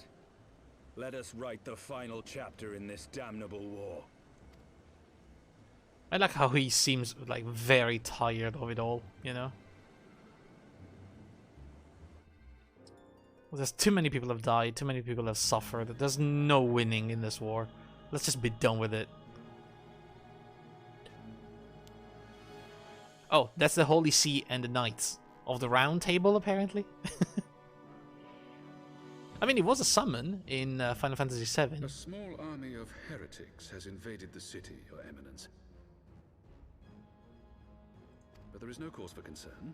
A sizable contingent of our soldiers is already in place to repel the Dravanian assault, and the intruders will soon find themselves outnumbered and outmatched. Our plans proceed apace, then. Yes, Your Eminence. This unrest shall serve to feed the people's fear of the heretics and the dragons both. And lend renewed fervor to their prayers for deliverance. Ah, I see what they're doing. So they orchestrated the assault. So the people would pray in fear. And you know that, in this game, enough crystals and prayers can summon a primal. Very good. Grant our guests what time they need to sow a measure of chaos, then order the Temple Knights to crush them. Your will be done.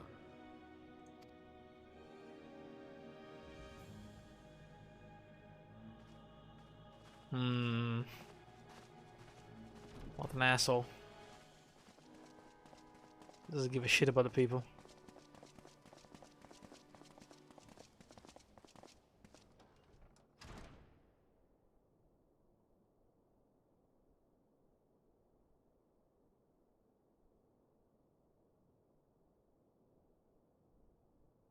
Oh no. The moment is at hand. La Brea is still alive. Motherfucker.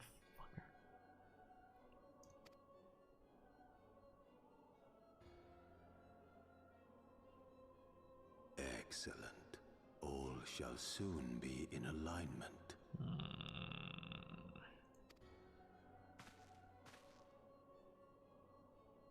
It is time for the Bringer of Light to die.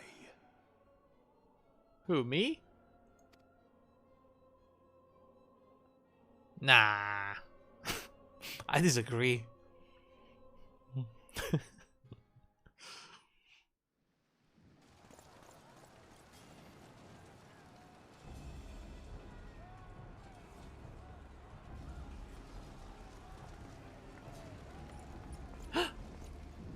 Oh my god. My dear friend. Hoshifong.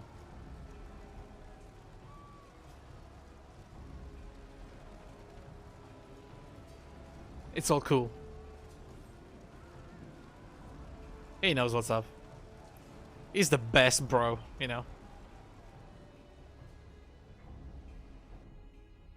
actually the coolest dude. There!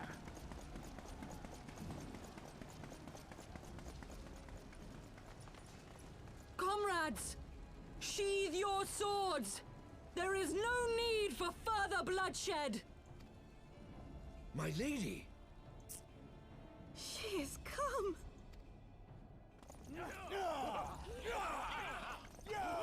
No, you need to listen. Hear me, brothers and sisters. The war is ended. Nidhogg is no more.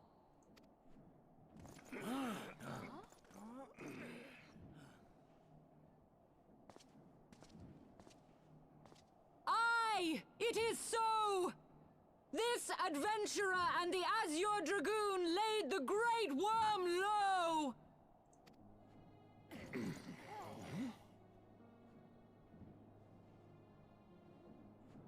This adventurer? The cycle of violence between man and dragon was born of our forefathers' treachery.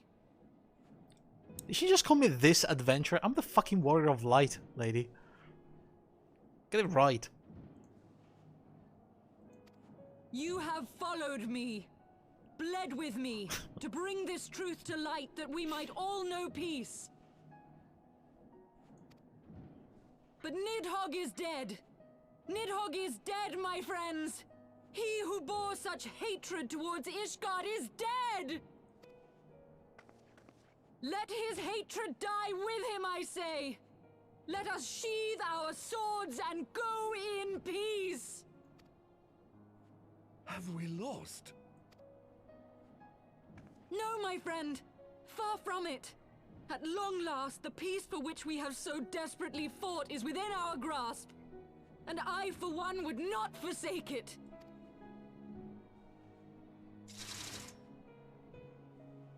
Peace?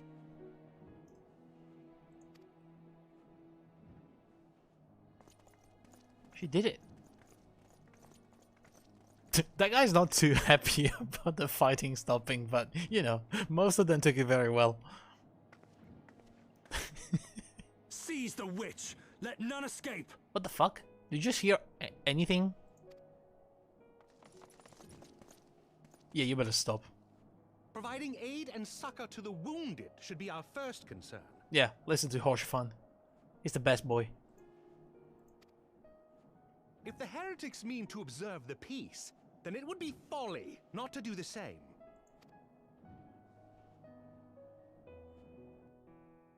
He is the entire reason we are friends with these Guardians, by the way. He's the one that we spoke to initially, like, still in the quest from the vanilla game. He's the one that introduced me to the Fulton family. He is the third son. I don't think he's like a direct successor. I think he's a bastard son, but still part of the family. And he was always a friend. That was rather too close for comfort, but it seemed that calm is returning to the streets. My mind, however, yet clamors with 1,000 questions. You return to Ishgard in the oddest of company, my friend. Yes, I did indeed.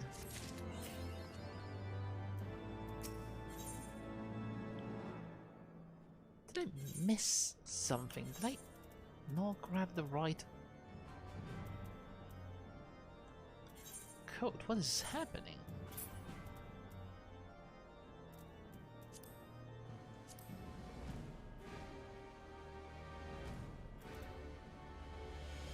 There should be another level 56 armor, but there isn't. I don't know why. It's missing. It's a 54 Dragoon armor. Maybe it'll come later, I don't know. Kinda weird though. It's giving me pants. Oh my god. Ugh. Well, anyway guys, that is going to be it for today, so we're going to continue with these adventures another time. Possibly even tomorrow if I don't find the time to properly, you know, farm and do all the things I need to do in Dragonsong. But yeah, it's always a lovely game. I really, really enjoy the story of Final Fantasy XIV. It's so well done. There's always something happening. There's like lots of really cool characters with like very strong motivations for their actions. That's what I like. Like I never thought, oh, yeah, this doesn't make any sense. Nobody would actually act like that. Like every one of them has a proper backstory, a solid backstory, and very solid reasons for everything they're doing. And I can only appreciate that in a storytelling as complex as, you know, one for an RPG and especially an MMORPG. Sometimes you see a lot of inconsistencies in stories, or side characters especially being made to be side characters with very little thought outside of their use in the story. But in this game they all seem to have their place. I don't know, it's more cohesive, it's more, I don't know, it's just better. I really, really like it. Anyway, thank you very much for watching, guys. I'll be back hopefully tomorrow. So that's it. I'll see you soon. Gonna position myself in for the cool final shot. There you go. Have a good night, guys.